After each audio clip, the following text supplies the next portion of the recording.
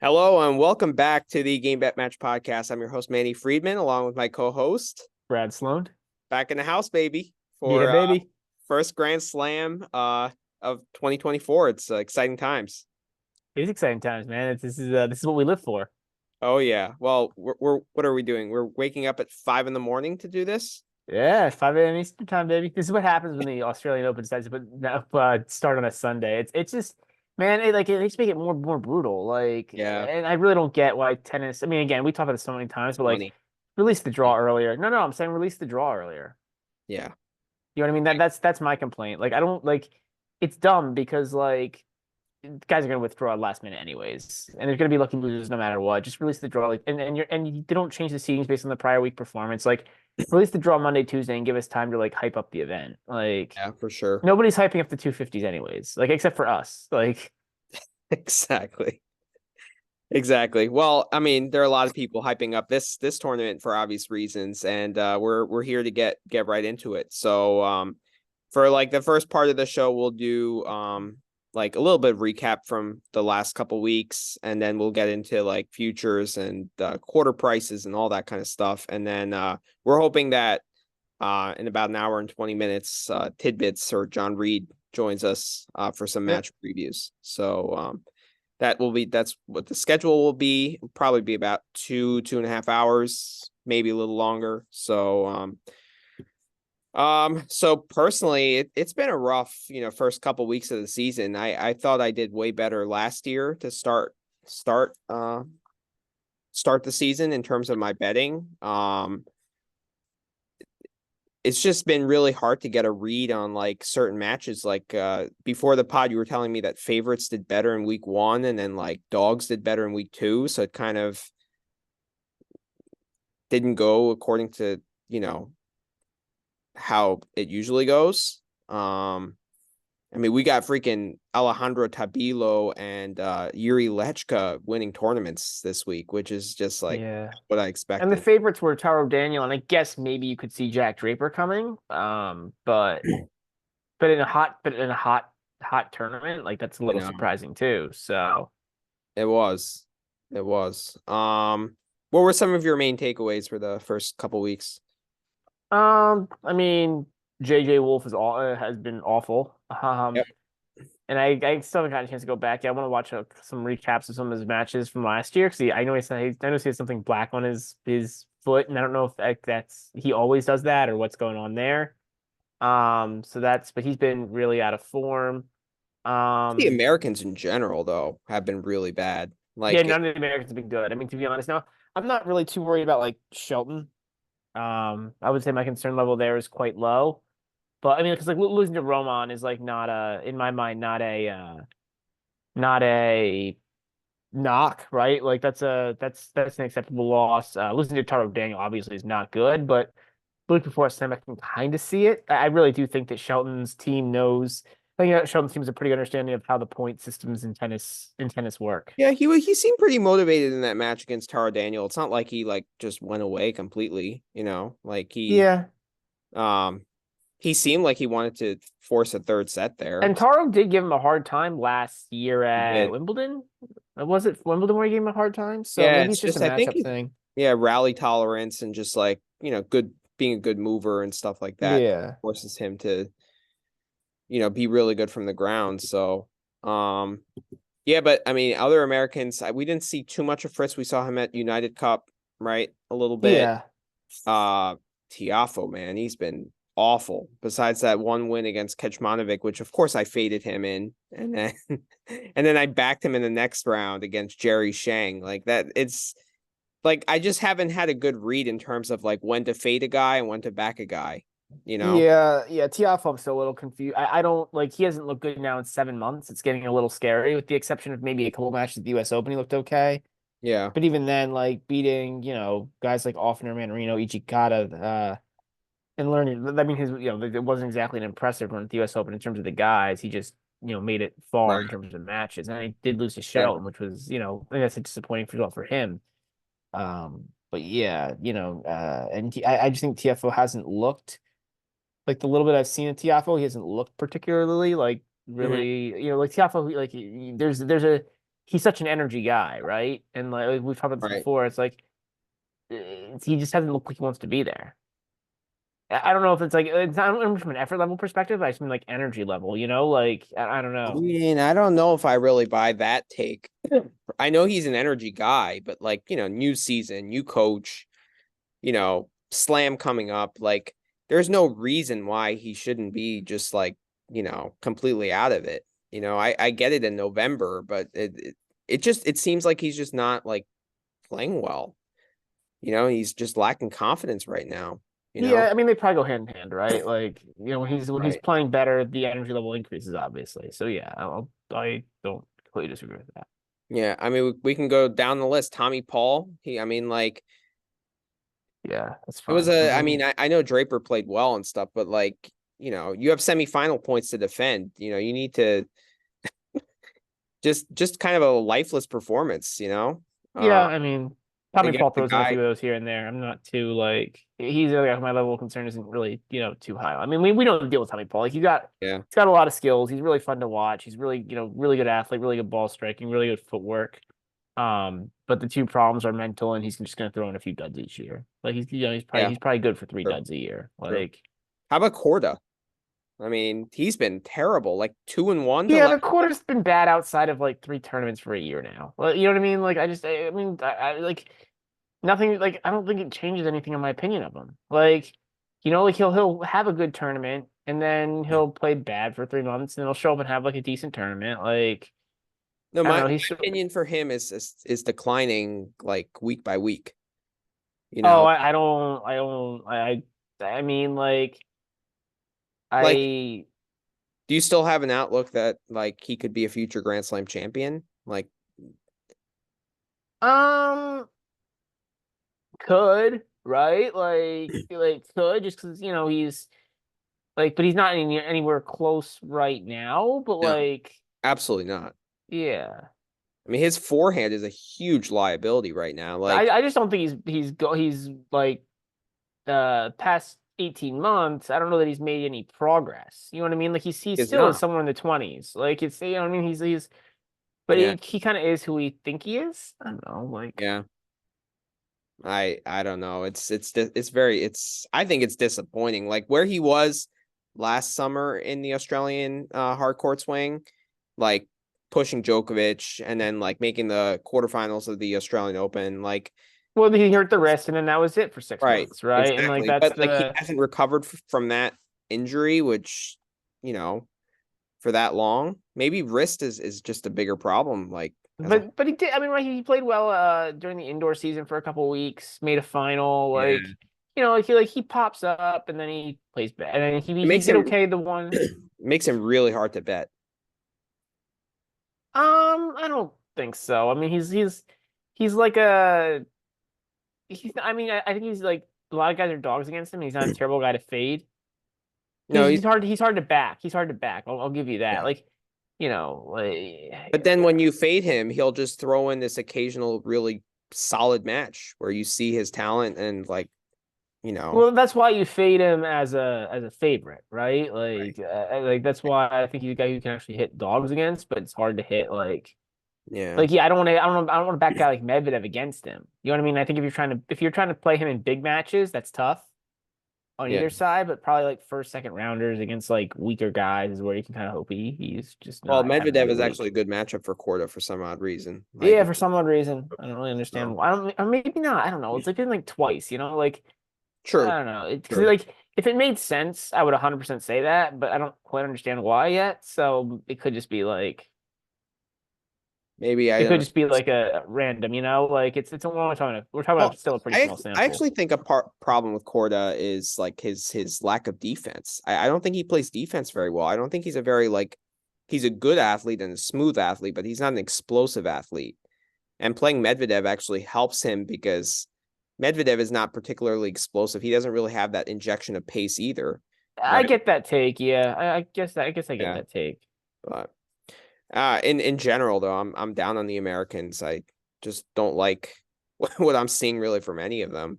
I mean, I don't know. I'm much less concerned. I don't know. I mean, I don't think any of this is surprising to be honest. Like, Okay. Okay. yeah. Like on Uh, Shelton, if he hasn't picked it up in a couple months, talk to me. okay, If Tiapo hasn't picked it up in a couple months, talk to me. Is kind of how I see it. okay, all right. I mean, yeah, let's talk about the champions. We got Lechko. Dimitrov, I thought that was the biggest news Oh, is Dimitrov Dimitrov. winning his first tournament since 2017 in week one. That was, really, I think, pretty impressive stuff out of him. Yep, He's playing, obviously he's played well for like a year now, but I mean, he pushed Djokovic in Penn, what was it, Paris? He made the final. yep. Well, he didn't push Um, Djokovic there, but he got to the final yeah, there. yeah, yeah, Yeah, you're right. He really didn't push Djokovic. He made a final. yeah, Um, he's playing, I mean, obviously, it's just like the continued, like, him playing well. I don't know how much in a slam, I don't know how much I trust him. I just don't like. yeah. Best of five is a different animal for him. I mean, he's creeping up there in age, right? But Yeah, and I just don't. Yeah, I don't know how much I trust him. Honestly, like in the men. I mean, he's starting to pick it up a little bit. He's gotten some pretty good wins over the past 6 months. I don't know if he's like a bad. Like I just don't know if I trust him to like be tough, like physically and mentally in like multiple matches in a yeah, row. We saw him break down against Zverev last year. Was it at the U.S. yep, Open? yep, So yeah, I don't know that I don't know if best of five is his jam, but yeah. I don't I would know. agree with that. I would agree with that. I mean, we'll go over his draw. I believe he's in the Medvedev 16, which Yeah. is actually, I mean, not a terrible matchup for him. He's played Medvedev tough the last couple times, but again, that's at the end of the Playing the year, best of regular five. I don't know season. about best of five. That's a Yeah, different it's animal. tough. It's tough. So, I mean, I also think Holger Rune is a decent matchup for him, who he beat in the Brisbane final, right? I just don't think Lynn's playing very well, especially on a fast court. I think that, Okay. it's a little, I don't know, I He's think he's a little, getting better.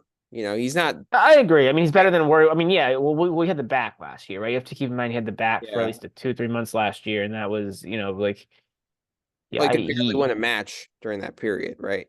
well, yeah, because he couldn't, I mean, because of the Yeah, back, right? Now the back's better. And you saw in the last few months of the year, like, he's not playing at a top 10 level, but yeah, better, right? And I think it's all about what are your expectations of Rune on a fast court.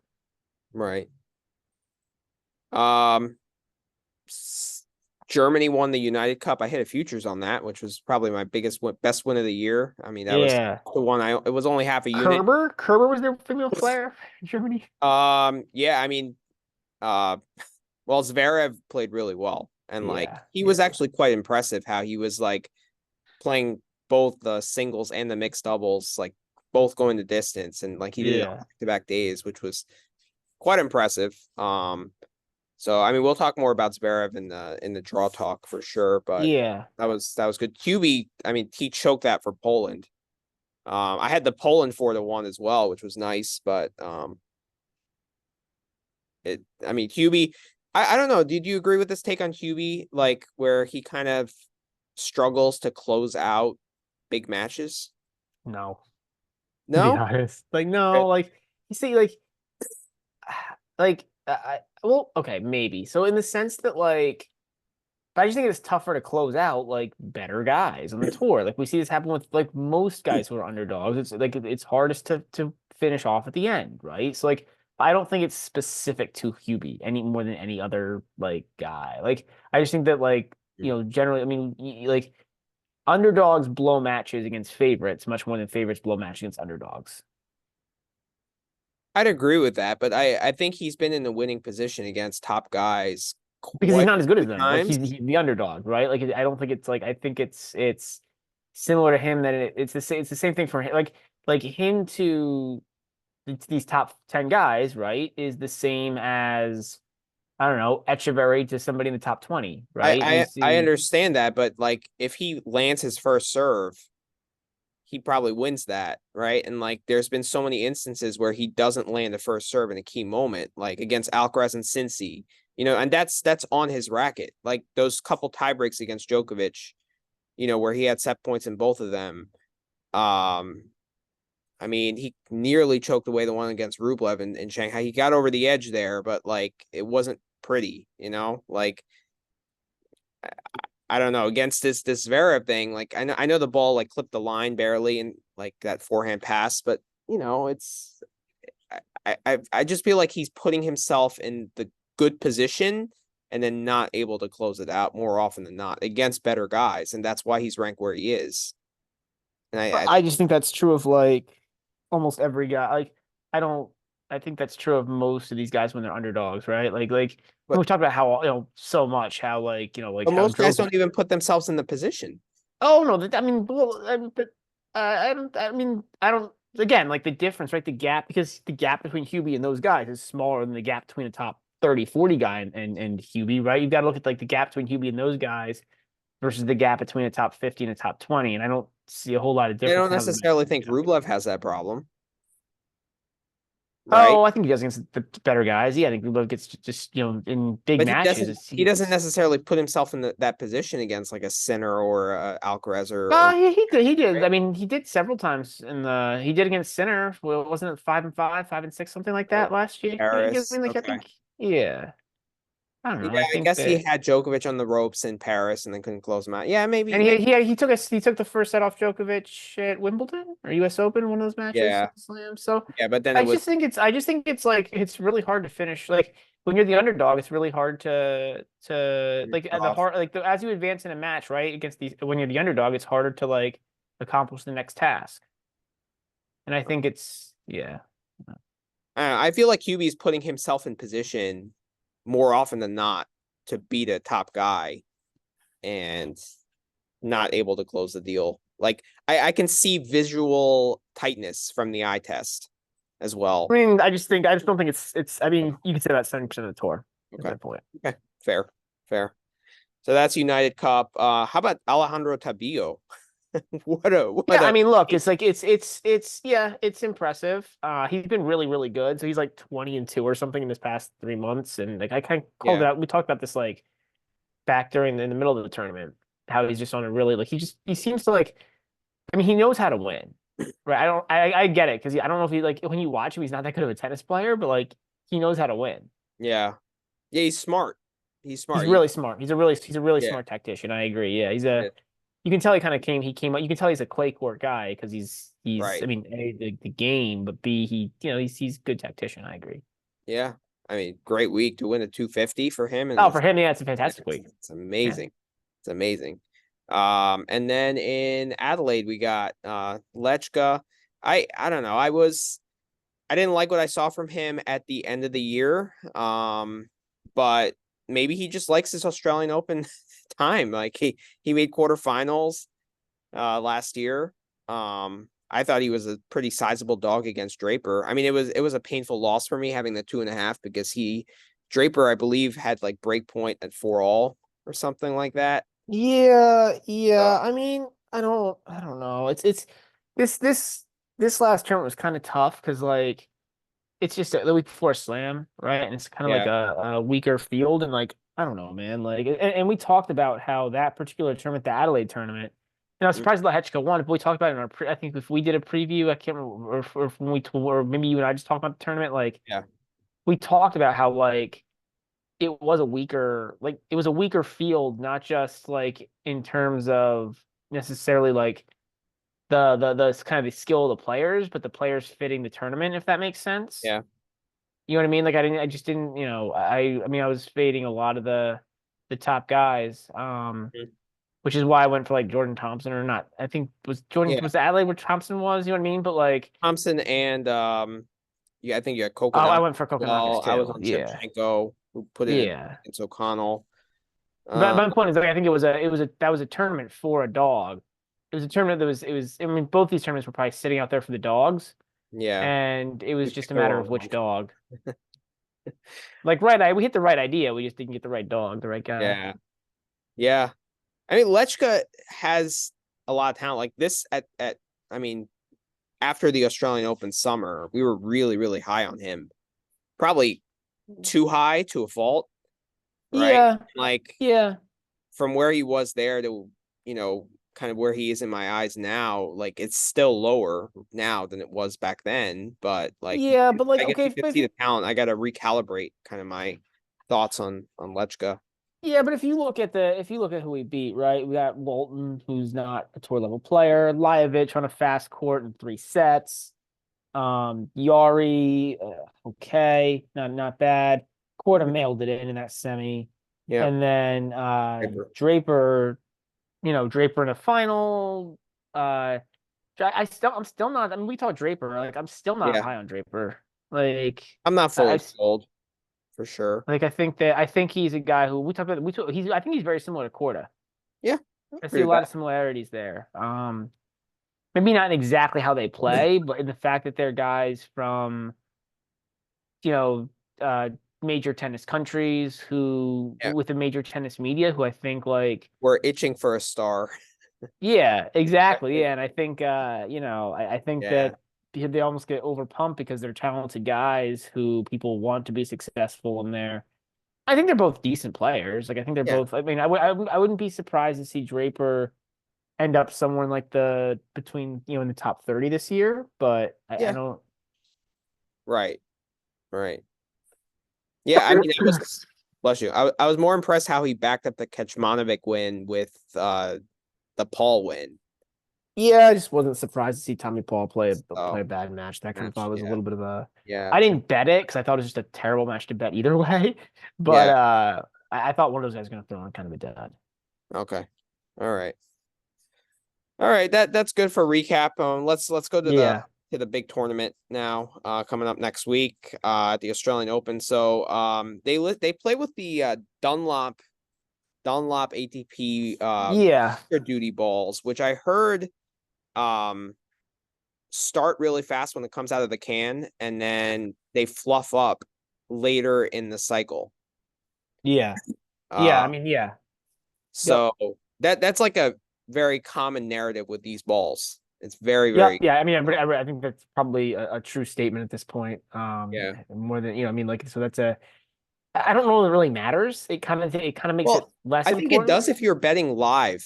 If you're betting live Yeah, right. If here, you're betting live, yeah, I like you meant for gotta pre-match betting. calculate the Yeah, ball change, and you can like bet a break like late in the like in the seventh game or in the something. ball cycle, yeah, I think you're Yeah, right. If you want to play that angle, that's fine. That makes a lot of sense. I think.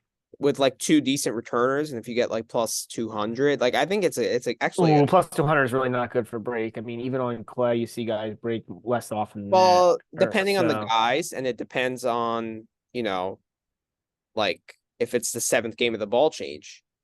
even then, No. 200 is a pretty crappy line. Like I'd be looking for Okay. Okay. 300, 400. But yeah, but the idea, I think the idea makes sense though, man. Yeah, yeah, that's fine. That Yeah. makes yeah, I think the idea is pretty good.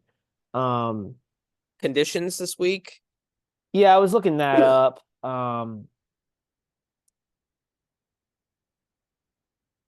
I don't remember. I think it's kind of all over the place.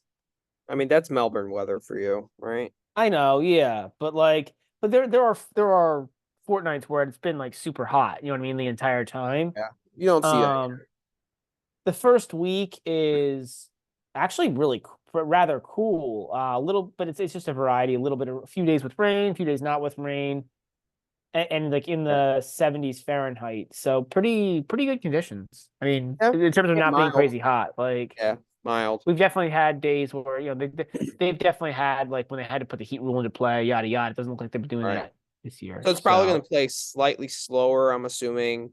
And it's quicker than the US Open, but not like that much. ooh, not much quicker actually. Not much quicker. But it is No, quicker, they've right? sped up the U.S. Open a little bit in the past year or Okay. so. I think last year the U.S. Open ended up playing a little faster. So it's faster, but it's not. And now with these Yeah. balls kind of throw that variable in there too. So they're probably a little more even. Yeah, yeah. But I think lower bouncing is definitely true, I think. Like the bounce is lower, I Okay. think, on the Australian Open courts. So it's so I think flatter hitters have a little bit more of an advantage Well, with a lower bouncing ball. Djokovic has more of an advantage, right? Flatter hitter. I mean, Djokovic is a flatter hitter. Like we don't talk about it very much, but Yeah. he's a flatter hitter than than his competition. Okay. All right. I guess if you could put Alcaraz in that conversation, like Medvedev is a flatter hitter than Djokovic, Yeah, it's probably true. right? Yeah. So, all right. So let's go into the draw and the like I guess break it down quarter by quarter. Is that how we Yeah, want? we can do that. All right. I think it's kind of cool this year how there's like four main favorites. because it really makes the draw very even. Like it's really like when you have four main favorites, each one of those guys is going to head a quarter. Like when the four main favorites are the top four guys in the world, you're going to have one major guy in each quarter, which is It's kind of great. cool. It's actually I think it's wonderful. really good for tennis. I And agree. it's a true top four. Like there's no debating that those are the four best players in the world right now, right? Yeah, for sure. And I For think sure. Rublev is a clear five, you know? Um, yes, I agree. I You agree, but I know, think he's a pretty distant he's a five. distant five, but he's a clear five. And I don't think he's necessarily the fifth most likely guy to win the tournament. I would agree with that. I agree with that too. Well, you also Yeah. have to look at his draw. I think he's in the center quarter, but Yeah, I don't think he's just not like there's a guy who is more well calibrated for slams than Rublev, who's in the top 10 agreed. seeds. Well, there's a reason why he hasn't been past the quarterfinal ever in his career. That's incredible that he's never made it past a quarter. I Yeah, mean, he's made several quarters though, right? He just seems to like always get knocked six out or at that seven. stage. It's quite a few. Yeah. Quite a few. All right, so top of the draw, we got Novak Djokovic. He's playing against Dino Prismic in the first round. Yeah. Then you got Alexei Popyrin against Mark Polmans. Yannick Hoffman against Gael Monfils. Interesting first round match there. Murray and Etcheverry. We'll get into that match, but that's one of my favorite matches to bet in the first round. Yeah. Monarino Wawrinka, two old guys, but interesting match there. Shevchenko Munar. You got Chris O'Connell and Christian Garin, RBA and Ben Shelton. That's the top 16.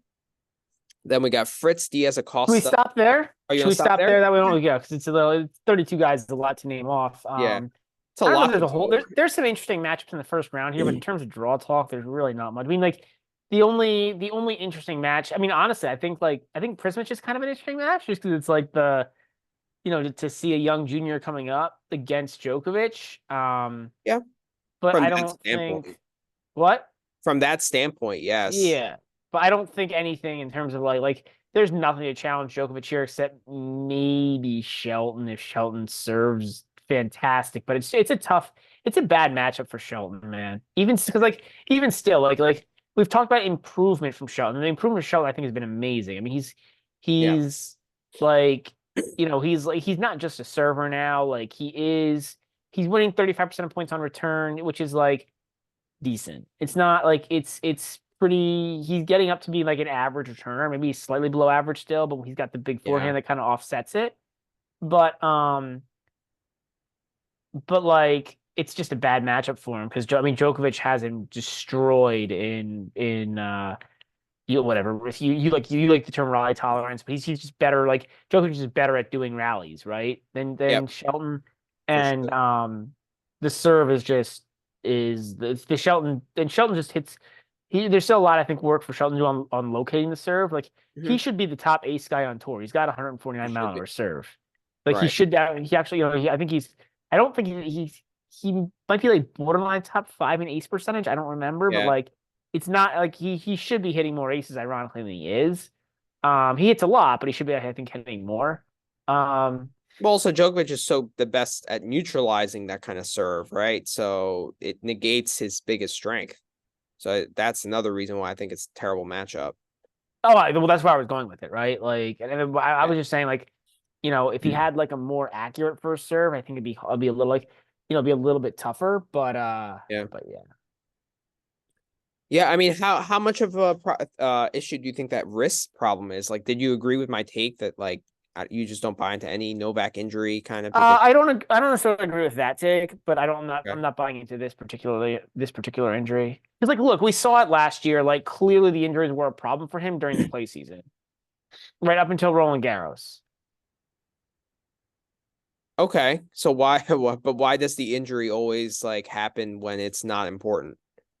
You know? Well, Like because I mean, because at this point he's playing four slams, like because he frankly doesn't like right like he's like managing his body to peak for 8 weeks a year. Like he like because of the way he plays, like because his whole season is around slams, right? Like let's be clear, 100% of the yeah, season I around agree with slams. that. But how Like do you know when to time injuries? Like Well, because That's okay, if you only are playing for 8 weeks a year, right? Whereas your competition's playing for 44, right? mhm. It is easier, right? Like you know when to practice, when to practice hard, when not to practice hard, like when to play tournaments, when not to play tournaments. Like, But yeah. what I'm saying is like if he did not play United Cup, right? And he just showed up for the Australian Open like Sinner, Medvedev, and Alcaraz, who didn't play a warm-up event, like does he have that wrist injury there? You know?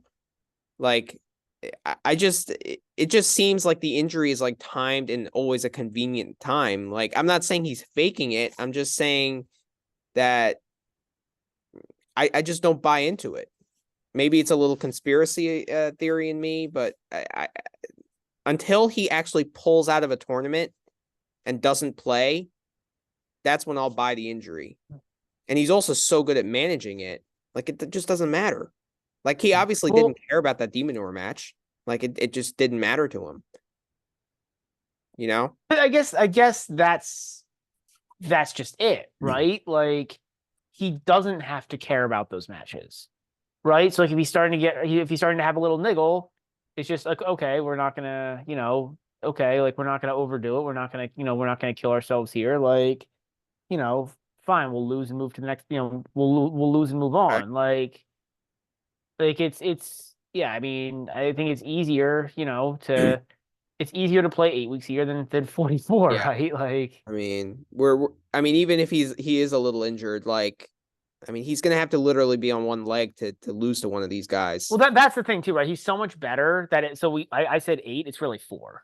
It's really the second half of slam weeks that he It's has to worry about. Like the first week of slams, he can usually like kind of well, he muddle his way used like that's through. what he did at last year's French. He used the first week to kind of load up, Well, and right? even last year, the first week of the Australian, right? He used to I get know. healthy, right? I Like the know. hamstring was bad the first week of the Aussie Open. Like if he had to play Right. one of those top guys first week, he very well might have lost. He lost a set to Enzo. Like like Yeah, it's I know. so I think there's a again like. And look, he's earned it. So I'm not bashing Djokovic for that. Like he's earned it the right. But he plays Yes. four. He really has to play 4 weeks a year. I agree with that. All I'm saying is that I don't buy any injury like that he claims that he has until he pulls out. You know, Okay. I also think it takes some pressure off of him. It Oh, I don't buy that because like no, because everyone says that, right? It's like it's like the saying like Nadal when does. everyone says a player's underrated, they're not underrated, right? If everyone's saying Shelton's like the next big thing, well then he's not the next big thing. Then he just is Right. a big thing, right? Like so that's Okay. my take on that.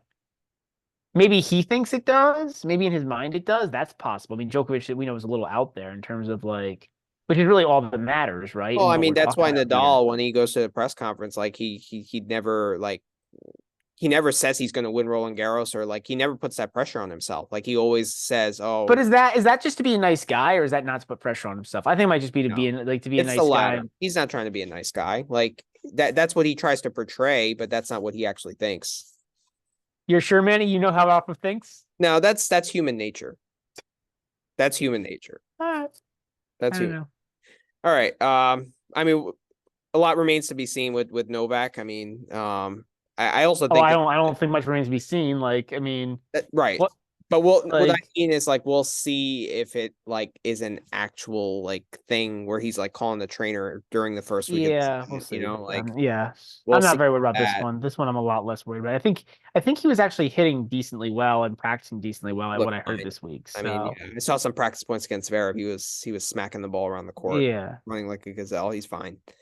Um, I I don't guess know if there's anything else in this section, probably for the sake of time because we have less time than our normal pod. We probably should move. yeah, yeah. All right. Bottom half of that quarter, we got Fritz and Diaz Acosta. We got RCB against Gaston, Marjan against Chilich, Dane Sweeney against Cerundolo, who's been god awful this year. Uh, Yeah, Lorenzo Musetti against Bonsai, Duckworth against Van Ash, Vukic against Thompson, and Berrettini against Tsitsipas. So like this is a very, very, very weak 16. I think it's the weakest section of the draw by a comfortable margin too. Like there's no one here which I think is gonna be a remote challenge for Novak. Like I think Yeah, I Shelton mean, and Etch are probably bigger challenges to him than and maybe even Popperin, to be honest. so I disagree with that. Okay. Steph seems to challenge Djokovic pretty Not in regularly. this form though. He's not even healthy. Like he had a back problem at the United Cup. Could Yeah, barely serve. look, I'm not saying I would back him, but I think if he can figure if the back is okay, I think he's somewhat of a threat based on being. I don't think he's going to beat Novak, but he's been a threat to Novak in the past. Um, I mean, Marazon again, like he's I doubt he'll make it there just because he'd have to play good Right. 4 days in a row, and that's asking a lot of him. But he's always a threat. Um, you know, Fritz is no threat to Novak. I mean, we've yeah, seen Fritz it is no multiple threat to times, Novak. right? Fritz is no Like, threat to Novak. I mean, I don't think any of these guys is really a threat, Manny. I agree, but I mean, I think the guys in this 16, like I think Shelton is a bigger threat than any of those guys. oh, 100% agreed. 100% agree with And we've that. Yeah. displayed like how it's not a good matchup for Shelton, but still he just has so many more like tools in the bag and Yeah, just I all 100% agree with that. I just thought it was worth talent. calling out that Tsitsipas does match up decently well with Djokovic on does match up decently well. It has been somewhat competitive. I want to say somebody he's been competitive with him in many matches on various stages, and I thought that was worth Okay. calling out. Okay. All right. Fair enough. As far as betting goes, I guess we can talk about that quarter. Sure, but I don't think there's anything to bet on. I don't. I mean, I was looking. We'll look at it though. We can look at it very quickly. It's I agree.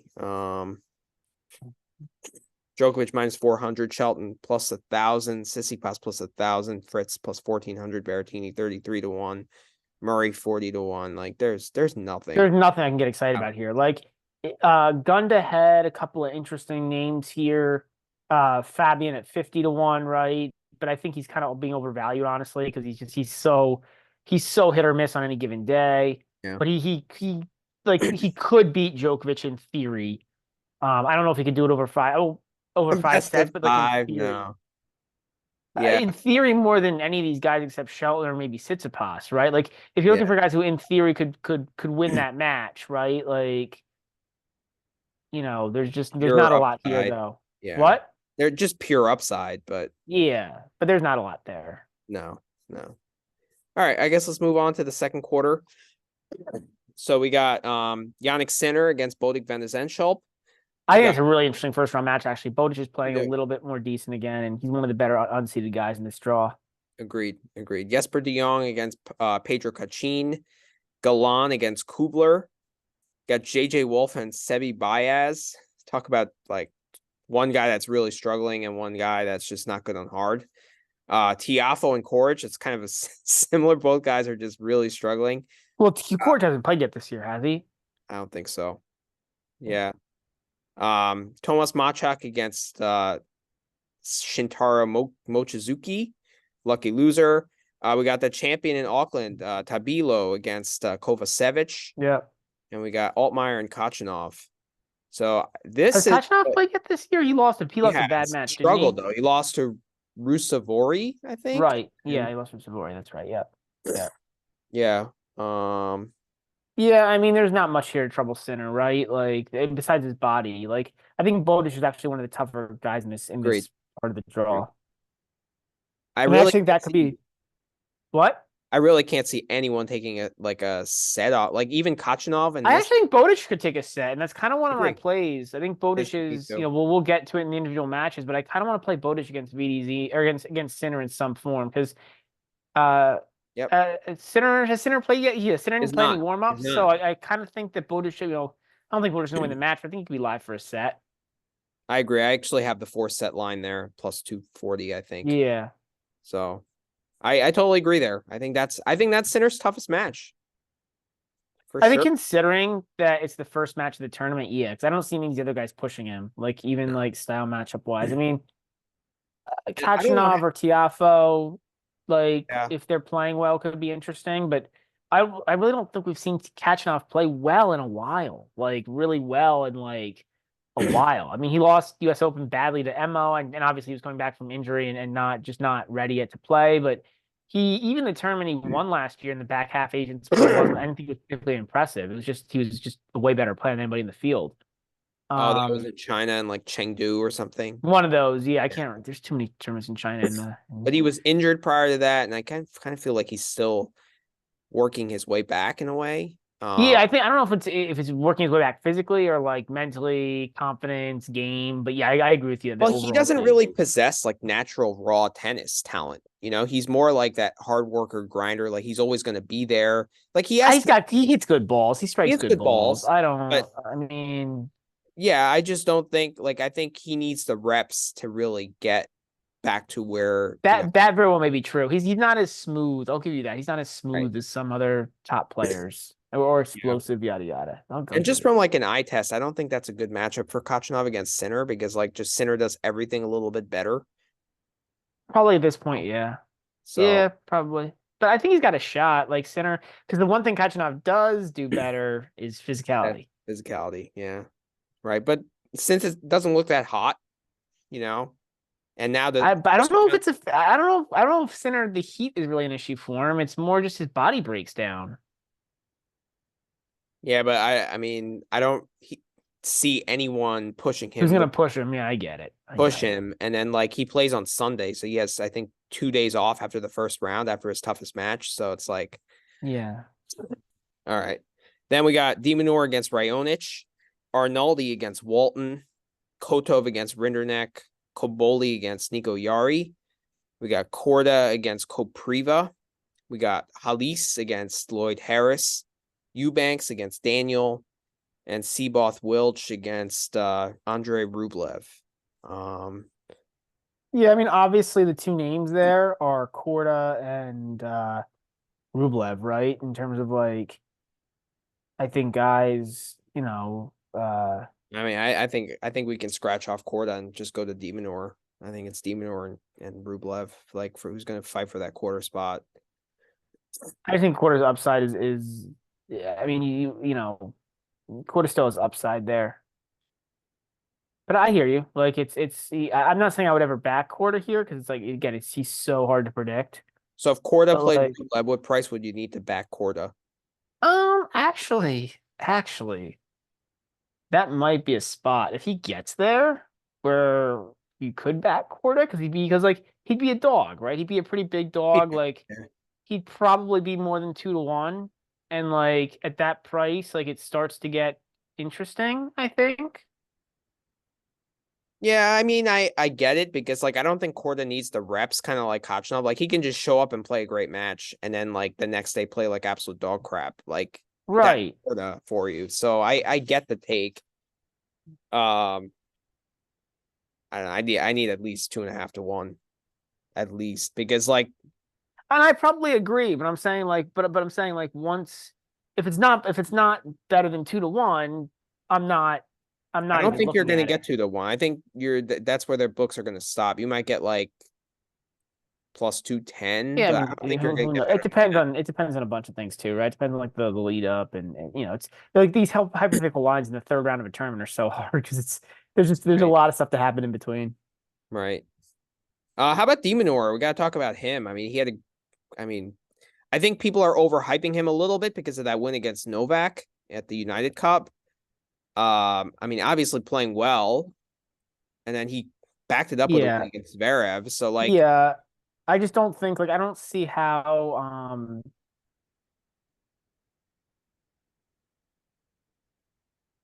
I just don't see, it's hard for me to see him winning the quarter. I agree with that. He's actually second favorite to win the quarter. So if we go to quarter prices here, he's plus 400 to win the quarter, probably because of that Novak win. Yeah, that seems That's I don't dumb. yeah, Like that's Rublev is 5.5 to 1. I actually got 7 to 1 in a different book and I hit it. I don't Uh, think it's terrible. I mean, oh yeah, I think that's where it starts to get a little interesting. I yeah, think center at minus 125 is not a bad look just because like yeah. I don't I disagree. mean the only issue is his body, right? Because like up until the fourth round, like nobody's touching him. I struggle to hit that just because we haven't seen him yet this year. You know, For me, it's the physicality. Like for me, you're asking to stay healthy for a week and a half, which okay, okay. even against weaker guys, right? He's still got to play I a think I'm bunch slightly higher on against. Sinner though than you are. So I think you're slightly higher from a tennis perspective. I'm, yeah, you know, but the main thing I bash him on is physicality, and I don't, yeah. okay.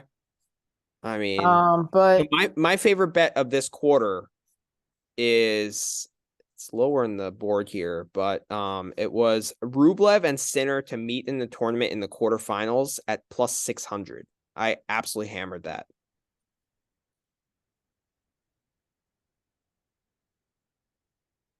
probably a good look. I'll be looking at it. That's Because probably a good look. the fact that Demonor is like quote unquote favorite against Rublev is just it's just incorrect. I mean, I know the MP9 guys talked about it too, but I 100% agree. Like Rublev should be favored against Demonor, you know? And then Sinner, we talked about it. Like, do we see anyone besides VDZ even like remotely pushing him in that 16, right? And then like he would be a sizable favorite against well, no, they Well, just Demon and Yari is who he would play, right? I uh think if you go back to the draw, I think who Rublev, you mean? No, he would play Korda in the in the third third round, round. That's the third round, and the and fourth then round yeah, is Demon Demon or or Yari. Yari. Oh, okay, my bad. I flipped it. Yeah, okay, I thought. Yeah, Yeah, I flipped it. but like Rublev has consistently made quarterfinals of slams. Like last year, didn't he make? I think he made three of them, if I remember. Yeah, yeah. I mean, look, he should be favored in all the matches, Hmm. but he could lose to Corda. He could lose to uh it's probably pretty good at 6-1. It's probably pretty good at 6-1. But I think 6 to 1 is a fantastic price. Like if I would yeah. anything better than like 4 plus 450. That's probably pretty right. I think I probably agree with that. I'll probably be on that. I have a hard time seeing why I wouldn't be. Okay.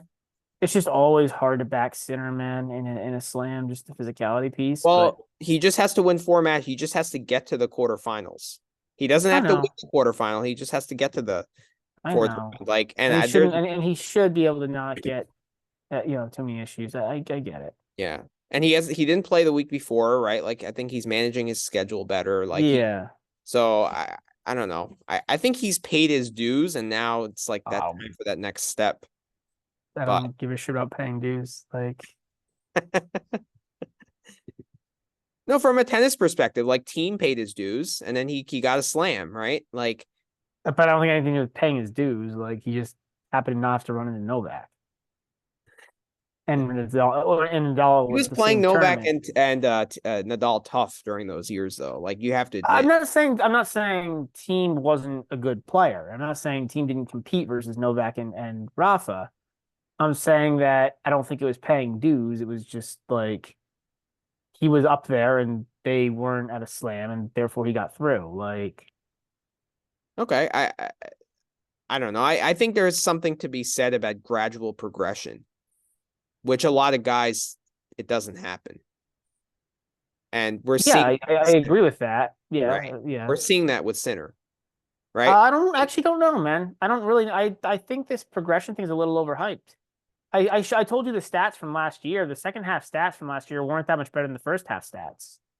He just won the close matches, whereas he wasn't winning the close matches in the first half. Okay. I mean, I could be totally wrong because I had this same thought about FAA, right? So it could completely, I could just be completely wrong as well, you know? Yeah, I don't. I mean, I think that Sinner's being a little overhyped to start. Start the year based on beating Novak twice last year, where I was like, it wasn't like he was completely not competitive with Novak before, right? He just didn't win the big points. Now he wins the big points, and all of a sudden we're talking him up quite a bit. But like, Mhm. I don't know. I think it's either he's always been there or So, he's always been there or he's not quite there yet. But like, yeah, I'm not so to win as this tournament, he's plus 650. What price would you need there to hit him?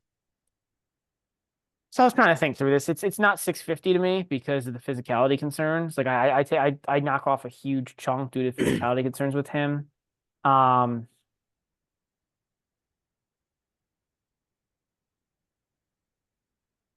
Probably. I mean, big, like 12, Oh, okay. So 13, something like I need that. eight, 8.5. Okay. Yeah. I need maybe where Medvedev is right now at 9-1. Yeah, but that's what I would need. But Because so like the way I see it is like the way I see it is if he plays Djokovic, he's got like in a best of five, like probably somewhere between like a 35 to 40% chance. okay, If he plays Alcaraz or Medvedev, I think it's probably 40 to 45 in a best of five, probably closer to 40. okay, Um, so you multiply those together, you're somewhere around a 15% chance, give or take. And then okay, you've got to deal with the body and the physical concerns, and he could get upset before than we've seen okay, it happen before. So cut that in half, and you're down like the 7-8% range, which is what gives you roughly 12-1. okay.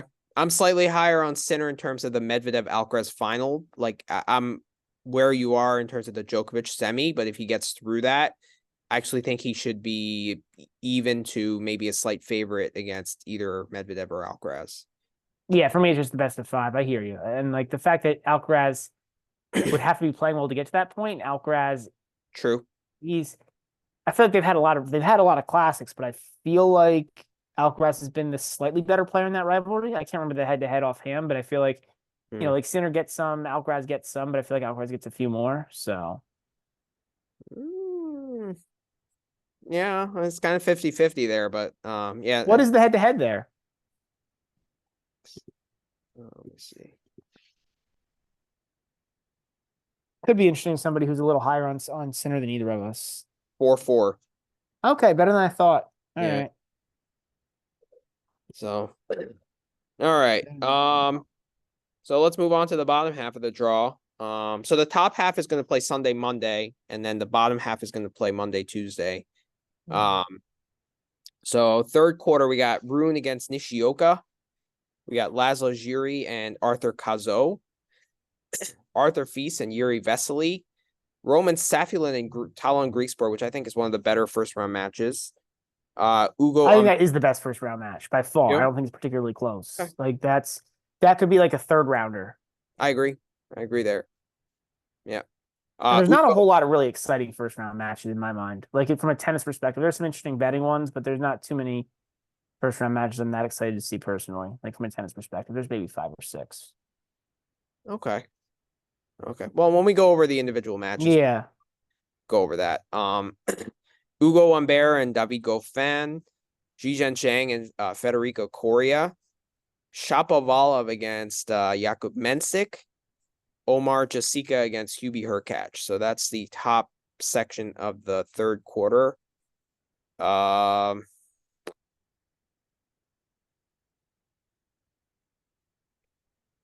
I think it's wide open. I mean, I could it's pretty see open about too. five or six guys getting through here. I would agree. Um, I think I don't know. What do you make of that Feast loss against Tabio? Like, do you think it's more just Feast wanted like he just wanted to get out of there?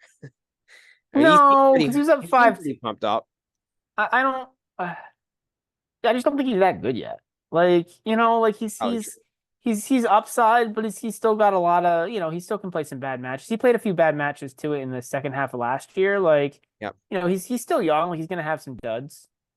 yeah. He sometimes is overly aggressive. Like, I agree. Yep. it's just um. I mean, he's a top 30 talent for sure. I think he's creeping up there in terms of ranking. Like he's around that point, but yeah, still work to do. Um, But that being said, I mean, Vesely is like a giant killer.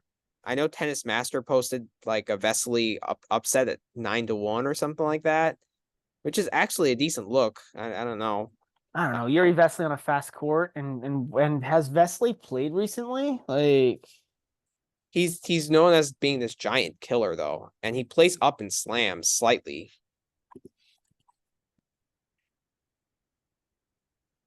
yeah, I don't know, man. Like, I don't know. Yeah, I mean, he made third round of the U.S. Open, beating Cerundolo and Enzo. Well, I mean, you know my thoughts on Cerundolo on hard courts, so Yeah, we've talked about that you're plenty. you're So like probably it's right about that. I'm I mean, he's been really bad. Like lost to Munar in straights in Auckland, like Richard in Canberra. So like it's a real long shot.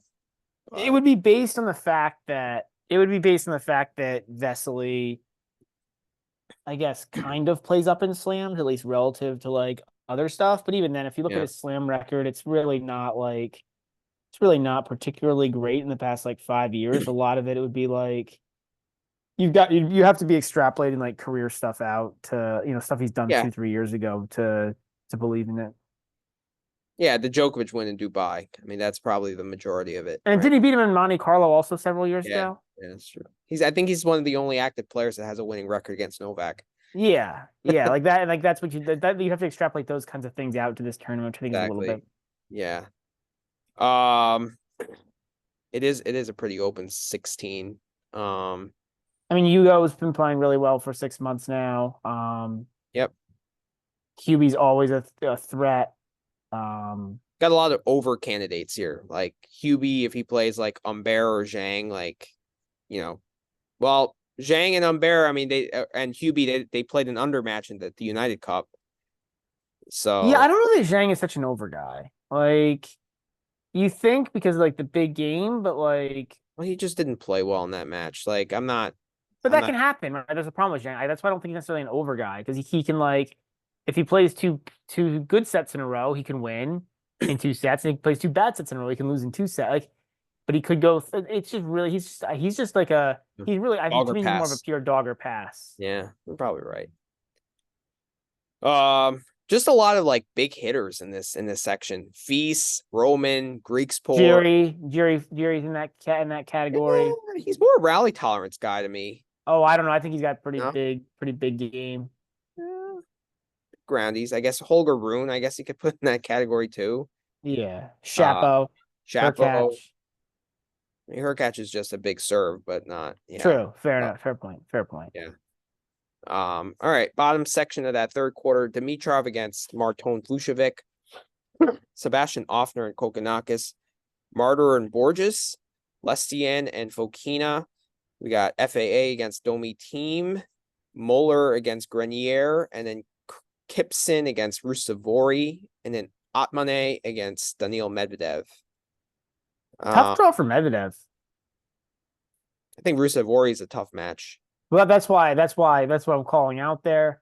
I mean, FA, I don't really know. He hasn't been great in a while. But I actually think that's a Um, good matchup for Medvedev, to be honest, because like Rusevori is just like he only plays one way, and it's just like aggressive baseline bashing, right? Like, and Medvedev eats that for breakfast. yeah, I agree. But I think for a second rounder, for an unseeded guy, he's one of the better unseeded guys in the draw. Yeah, probably true. Probably. Um,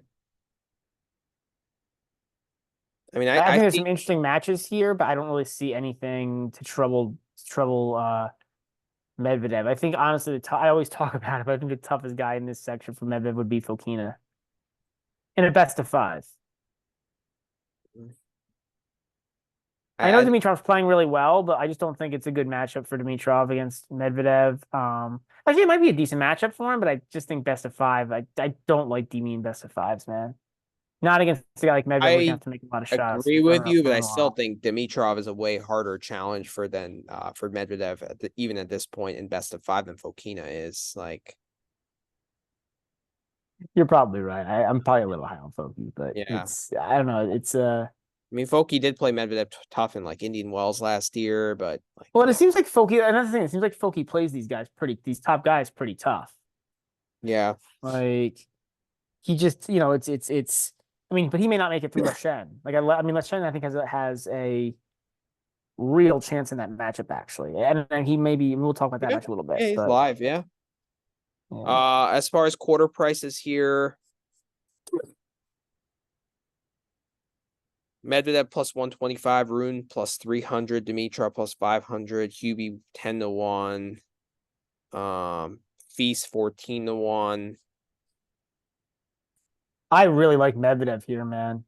at plus I one. toyed with Medvedev at 9-1 to win the event, and the hardest thing for me about Medvedev at 9-1 is because he'd be a dog. In my mind, he'd be a significant dog against Alcaraz. Yeah. And he'd be a dog in the final against Sinner or Djokovic. Mm. So I really like Medvedev at the plus 125 there. Not really on anybody else. Maybe Hubie at 10-1. Just because with the serve, but he could also lose an early round match. I don't know. He could, yeah. Um, I had a bet in this future in this quarter, I think. I think I had Hubie to lose in the quarters at like 9-1 or something like that, or Okay. 7-1. Yeah. Yeah, but um, where's the draw?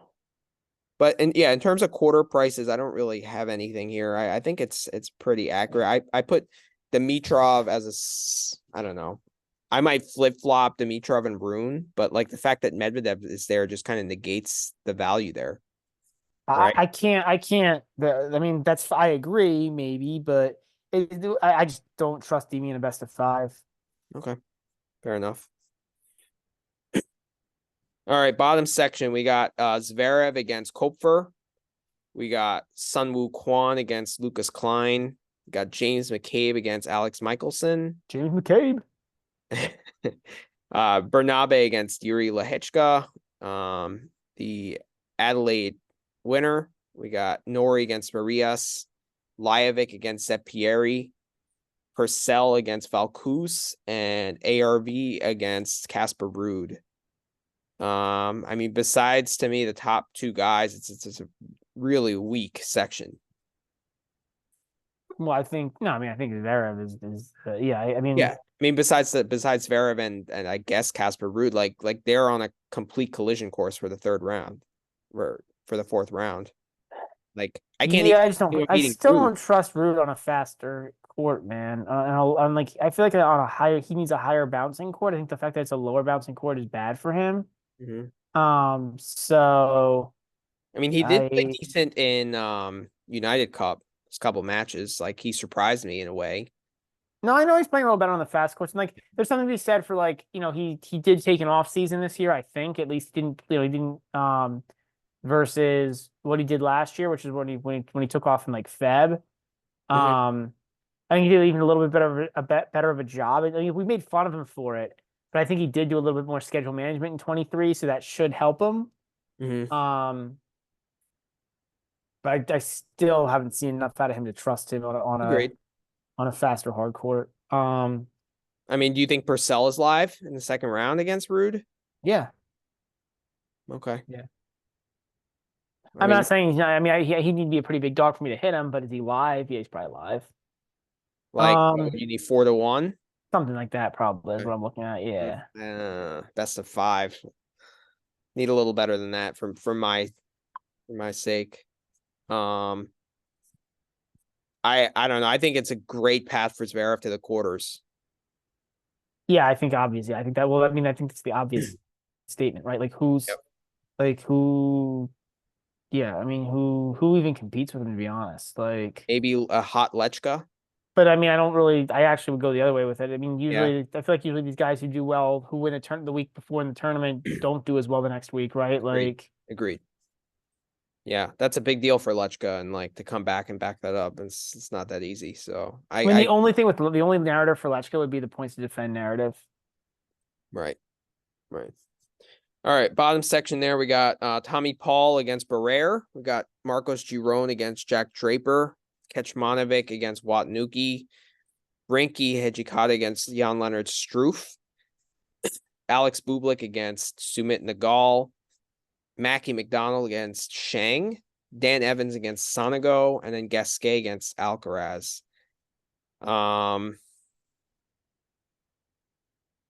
I mean, Dan Evans usually plays Alcaraz kind of tough, right? Like it's a fun Yeah. matchup, but like I can't see Alcaraz losing in a best of five, right? Yeah, you wouldn't think. Um, Was impressive in Hong Kong, winning like 3 tight matches, but again, I it's just don't best think he's that good yet, to be honest. Like great he's fun, he's fun to watch. He's got fun, he's talent. got a lot of fun parts of his game, but I don't think he serves the ball well enough. Yeah, I just don't know. At the same time, it's not going to be that hot. I mean, I think that that take was very good that you had in that last pod Yeah, thing. Like it's the heat, it's not the length of matches, but still, again, you're adding potentially 2 more sets. yeah, You know, yeah, so and yeah. I agree with you. But I think it's a nice section. Like Bublik and like who knows what Bublik is going to turn up.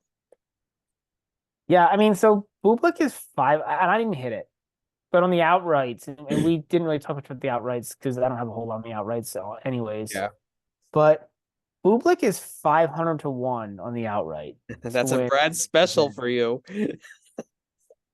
I'm not hitting it, but I think it's worth the discussion. Yeah, He's in the 500s, I'm pretty sure. That's what I saw him at last night. I think he's hopefully still, I think he's still there. Yeah, you have to keep going. One yeah, more. he's here. Yeah, he's there.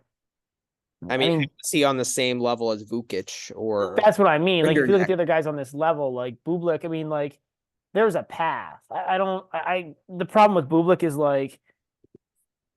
he's like one of the few guys on the tour who might not show up to a slam quarterfinal. I know, I know. Like, He had some of the most um, ridiculous games last week. Did you see some of that? Like yeah, the I did. But I think that's the problem, right? Is he I could know drop that's the problem. it's Yeah, but I do think it's I mean, because I think he could actually beat Alcaraz. good. I know. That could be a really interesting That match could because be my agreed. my take, my narrative there is both are kind of showmen. And Yeah, I don't know, we haven't seen Alcaraz in a whole lot of situations where he was getting out showmaned. 100%. And like, I feel like he's gonna try to one up Bublik in terms of the showmanship, right? It Like, could happen. You know, when you know, we've seen his tactics get a little bit out of line before. yeah. It's a narrative, but we've seen his tactics get a little bit out of line before, and it could happen. Well, he loves to have fun, and I feel like sometimes it gets him sidetracked when he plays one of those entertaining points. Like it can like Right. I turn agree. him sideways for the next couple of points. But the problem is Bublik, he does that and then some too. So it's like you know, I mean, it could go, it could just be a disaster for Bublik too. You know what I mean? I'm not saying I would make Bublik a favorite there, but I'm saying it could be kind of interesting. I mean, it's actually kind of an interesting draw for Alcaraz, especially because we really haven't seen Alcaraz. this year, Well, no, I mean, we haven't seen this year, but right? even the last three, even after the U.S. Open last year, he really didn't play well. He was really not. He was I thought pretty obviously done. After Yeah. the U.S. But I mean, I really don't see anyone in this like next little section to trouble Alcaraz. Like Paul has Paul's done in the past. I think Paul has the game too. I'm probably higher on Tommy Paul there. I mean, over five are. sets it'd be tough, but I'm a little higher on Tommy Paul there just because I don't know, Paul does throw in duds, right? We've talked about that. I'm so I want to see Paul versus Draper again. Like I really do. oh, I actually think I would hope that Paul. I would hope the market moved because of I Draper beating agree. Paul, and that you could come back and hammer Paul the I six. agree. I think I Paul agree could with beat that. him. Easily. Agree with that. Um, but yeah, I I mean, think Jerome could beat Draper. no, I don't. I'm not backing Jerome in best of five. Like I think Jerome played like one match and it was terrible this year. Who did he play? He lost to Altmaier 6-2. See, that's the problem with Jerome. Like, just no mental capacity. Like, as soon as he Yeah. loses a tight set or something goes south, he just has no way of getting it back. And Yeah. that's there's no way I'm backing him there. So I have a couple plays in this quarter. So I have Zverev and Alcaraz to play in the quarterfinals at 2 + 275. I just like besides Bublik, I really don't see anyone there. And like I know you see Paul, but like could trouble him per se, but like that's it in my eyes. I hear you. man, it's I also have Zverev to reach the quarterfinal at -150. I think that's probably pretty good. Like he's just like unless he gets hurt or something, who Right. stops him? I get that. What are the overall quarter prices here? What is Zverev to win this quarter? Uh, plus 350. That seems pretty good to me. Actually, I don't trust Zverev in best of five against top guys. Like he's had a really poor record. I think he only has one win in his career, and that was like Alcaraz or Sinner last year at the US Open, and then Alcaraz at the French the year before. yeah. Like those are his only top 10 wins in slams in his career. Like, I mean, he did this, and this has been a problem for him. It took him a long time. Just give me a minute. It took him a long time to get his first like top 50 win at a slam. yeah,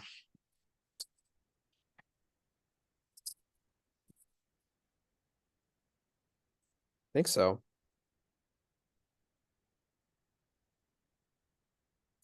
Sorry, their technical setup. It took him a long time to get his first top 50 win in a slam. Hmm. Um, it's been I hear your take there. Hmm. But I don't know, man. I just don't know if we know where Alcaraz is at, and if Alcaraz is not in a great place, I think that becomes a pretty good price on Zverev. Like, so actually, yeah, because like I mean, come on, like you'd rather take -150 on him to make the like so you I mean what percent chance do you give Zverev against Alcaraz? I mean, so if Alcaraz gets there, then that means he like built some confidence and he's playing pretty well. 25. Okay, okay, okay. I think there's a big mental gap. I don't know. I don't think it's that wide. I just think the tennis matchup is decent, but I hear your point. It's all I hear your point.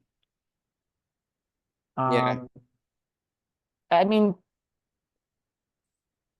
Paul, I think at 28 here is honestly, I mean, he's like mentally it's all so hard to back him, but like I don't know. Yeah. If I got 500 on Zverev or 450, I would hit that, but not. Yeah, I think Zverev at 450 at 350 here. It's in my mind is probably the most interesting one, but it's also interesting. So Zverev is, I mean, we can go to outrights now. Zverev is 25 to 1 to win the tournament. I think that is I don't have an outright play. I don't think any of these are actually good in the end. No. But I thought the ones worth talking about were Djokovic at even money. Just because he's done so well here and like how many guys can really beat him. The problem is I think that I think any of those top four guys could win this event. Hmm. Um, Alcaraz I'm fading. Sinner I can't take because of the physicality concerns. I think Medvedev at 9 is interesting. I think Um, that's the most interesting one, to be honest, for me.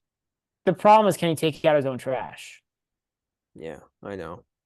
I Like I don't know. I mean, if he gets to Alcaraz, I'm still convinced Alcaraz is a bad matchup for him. Like I think he had to play like the match of his life to beat him.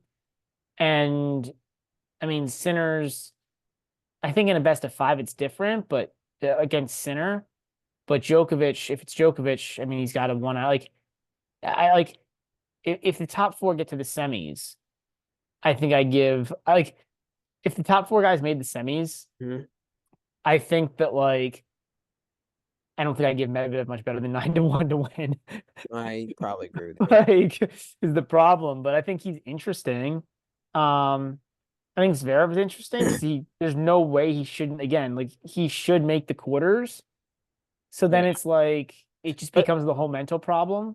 on this court, though, if you'd had to have to rank those four guys if they played in the semis, I'd probably go Djokovic 1, Sinner 2, Alcaraz 3, Medvedev 4 on this court.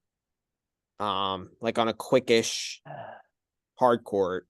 But that being said, I'd still give Alcaraz the better chance of winning the event because he would be playing Medvedev in the semis and Sinner would be playing Novak in the semis, right? So like if Sinner ended up winning that physicality would come into question for the final, right? I So think it's Djokovic, and I think the other three guys I have a lot more even. Um, okay. I think the fact that it's a lower bouncing court helps Medvedev. I'm not convinced there's this gap between Medvedev and Sinner, to be honest, on a hard court. I think it's pretty darn even. Right. Um, I mean, they were both minus 115 for who would finish higher this year. And I Mhm. thought that was actually a pretty good, like, I thought that was actually pretty well set. Yeah, but I like Alcaraz less on a quicker court. So yeah, I think I probably have these guys pretty the last three. But again, like maybe it's just matchups though, right? Because the problem is like the matchup is not good for Medvedev, like again, like against Alcaraz. Like it's yeah, it's And tough. Zverev, I don't like the 25-1 because he has to beat three of those guys to win the title, right? Well, I mean, you just said I mean, you're really low on Zverev's chance against those guys, which makes sense based on the history. I mean, I have Best to. of five, and he hasn't been historically great in slams. Well, I guess the Very one good thing I top would say is 10. that Zverev, like, it seems to be more mental than physical, right? Like physically, he can do it. There's no Yeah, concerns there. It's more right. mental. I'm not taking it. I just think it's worth the conversation. Like, I don't think any of these good prices. I just think that's worth Yeah. the conversation. Can he beat Dimitrov one of them? Yes, but can he beat three of them? No. That's Dimitrov at 40 would be interesting if it was best of three, but I just don't trust his body. Um, Rublev just yeah. can't. He just kind of what is Yeah, the he's word never for it? made it past the Shrinks against quarters. top. So What? he's never made it past the quarters. He So just shrinks against top guys. Shelton is too much of a wild card match to match. Same thing yeah. with Korda. Huey's just like Huey could actually lose early on Limited. too for no reason. Yeah. I thought Kachanov was interesting at 150, but he hasn't been good in a while now, so I can't hit that. See, with future markets Paul, with men's tennis, I look at the top four guys and slams, and that's it. I don't even okay. I don't even look past the See, board. I think that's more a product of Best this five. era. Like, because like Yeah. if you go back to like the previous era in like the early 2000s before we had Federer, Nadal, Djokovic and Murray, Mhm. like it was a lot more. Yeah. There were guys who won from further down. Like, Hmm. Yeah, I know, but it's the era we're in. Well, anyway, I think that does it for a draw preview because we got to get John on board. So we're going to take a quick break and we'll be right back. All right, everyone, welcome back to the podcast. We have our special guest Jon Reid here. Welcome. Thanks, guys. Good to be back. Thank you. It's early morning, 6:30. But not too early to talk tennis, right? yeah. All Never. right. So I guess let me share the screen so I can get the odds up here. But we have the first match is Shevchenko against Munar. That's the first match on Saturday night Eastern time, Sunday in Australia. So I have a play here. I'm laying the games with Chevy, -6. I know you guys on your MP9 pod. I think Dave was on the Munar side here. I just can't see it. I think that was a dud versus O'Connell last week, and I think that's in everyone's mind, and that's kind of giving Munar some slightly more value. I know that Munar's numbers on serve have been a little bit better, but that being said, like it's not that potent of a serve. And like if Shevchenko gets it back, I just feel like he has just so much more. Um, he's just so much better in rallies on a quick court. Yeah. The thing for me is it's a pass for me here. I guess I could understand a bit of why you'd want to fade why Dave wanted to fade Shevchenko with a larger game spread, but it really does depend on Shevchenko kind of throwing a fit. And he doesn't necessarily let it out as in the same way like a Rublev does. Doesn't show you how frustrated he is, but he does pout between points. And it's more in his play that you see his kind of immaturity, where on return, he'll be winning 37, 38% of points against a lesser opponent. Then all of a sudden, for a set, he'll lose at 3-6. He'll serve second.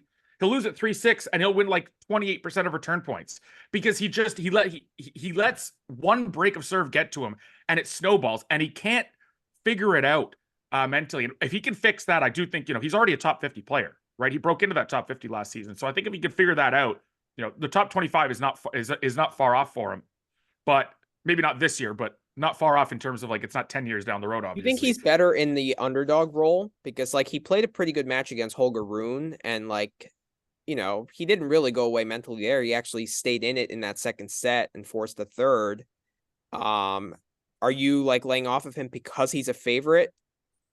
And I'm laying off him because he's a favorite of 6 games. And I mean, it's tough.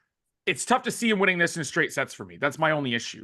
I'd love to see it happen. You know, I'm a Shevchenko guy. I've backed him a ton. I obviously like him better in the. I like any good young talented player. I prefer as an underdog because it means the market is still so unaware of them, and I can kind of extract value and make some a little bit of money before the market catches on. But I mean, 6 games. That's a break a set if he wins in straights. He wins in straights. He's obviously going to cover this number. Like I cannot see it being a 7-6, 7-6, 7-5. Like if Munar's, with Munar, with Munar, like, I don't think so. Yeah. My issue is he is prone to dropping sets, and if one of them is 3-6, you become a -9 game favorite if he has one offset. Yeah, it's true. And a best of 5, and he does have those, and so that's why I laid off. It's mainly on the. I'm not backing Munar. That would be the rationale to back Munar, but it's also very dependent on Shevchenko.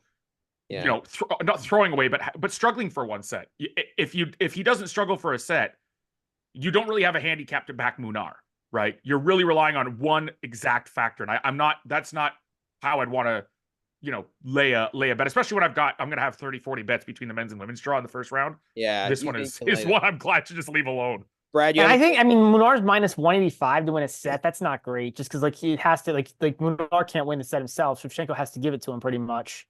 The one thing I think is interesting here is if you're a parlay person, that -325 money line in a parlay looks pretty good to me. I like that, because I just don't like, how does Shevchenko actually lose 3 sets in this match? Yeah. I mean, I guess Munar would have a fitness advantage maybe, but Shevchenko might play a bad set, but 3 bad sets seems hard to imagine. You could do it's 2 legs, just a money line parlay with Shevchenko and Arnaldi to start the day off. Like get -160. I mean, if you throw in another leg there, I mean, Sinner, and he gets like -130 or something probably. I wouldn't use Sinner, but -143 Sinner, Shevchenko, Arnaldi to start the evening. That's a juicy 3-legger. It is it? It's juicy. But who in that loses? I mean, Manny, back to Manny's point though. Who in that loses? I wouldn't do it either because I do think Shevchenko's the only threat. The only one that would. Yeah, right. I actually like. I mean, in order for -325 to be bad, Munar has to win this 25% of the time, maybe 24, 23, something like that, whatever the number is. But I don't know that Munar wins it that often. I mean, that was my point with the laying the games, even But I agree with John in the laying the games. The problem is Shevchenko could you need Shevchenko to play 3 good sets of tennis in a row, which could be asking a lot of him. Yeah, it's true. It's true. All right, next match. We've talked about. All right, next match, Arnaldi against Walton. I guess we can move past it because I'm on the same page as John with his write up on Action Network. I thought it was on point. I'm laying the games with Arnaldi here. I just don't trust Walton. I was thinking the same thing. But I don't think it's that far off. How far? I mean, what should this be? 7 to 8, something in there? I don't think it's that far off. I think Arnaldi in general is undervalued. Ooh, I don't know about that. It's tough because the underlying stats don't necessarily love Arnaldi as much as the wins and losses. Yeah.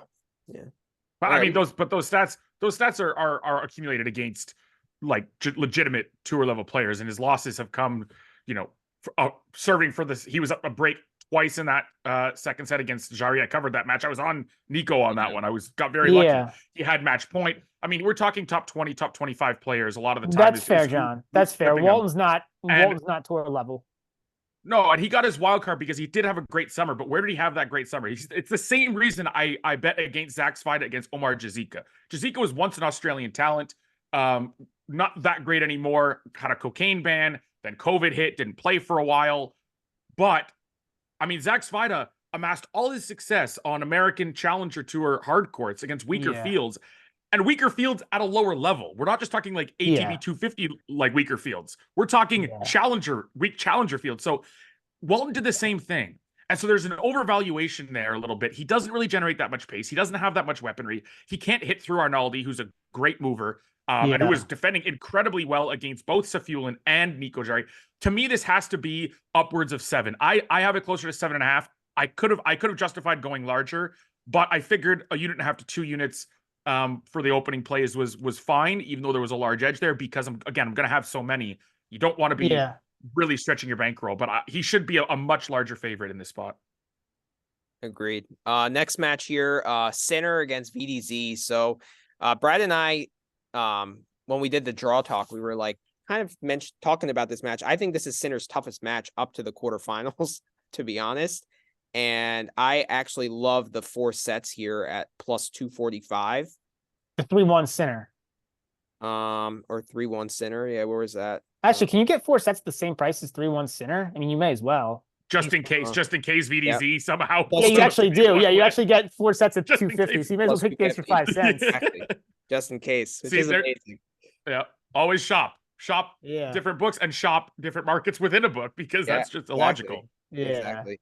I don't know. I'm all over that. I think VDZ is good to get a set, especially the fact we haven't seen Sinner yet. And he hasn't historically really started slams that strongly. Right? I don't know. I mean, the last 4 slams, he's destroyed his first round opponents. I know because I backed one Manuel Cerundolo at Wimbledon.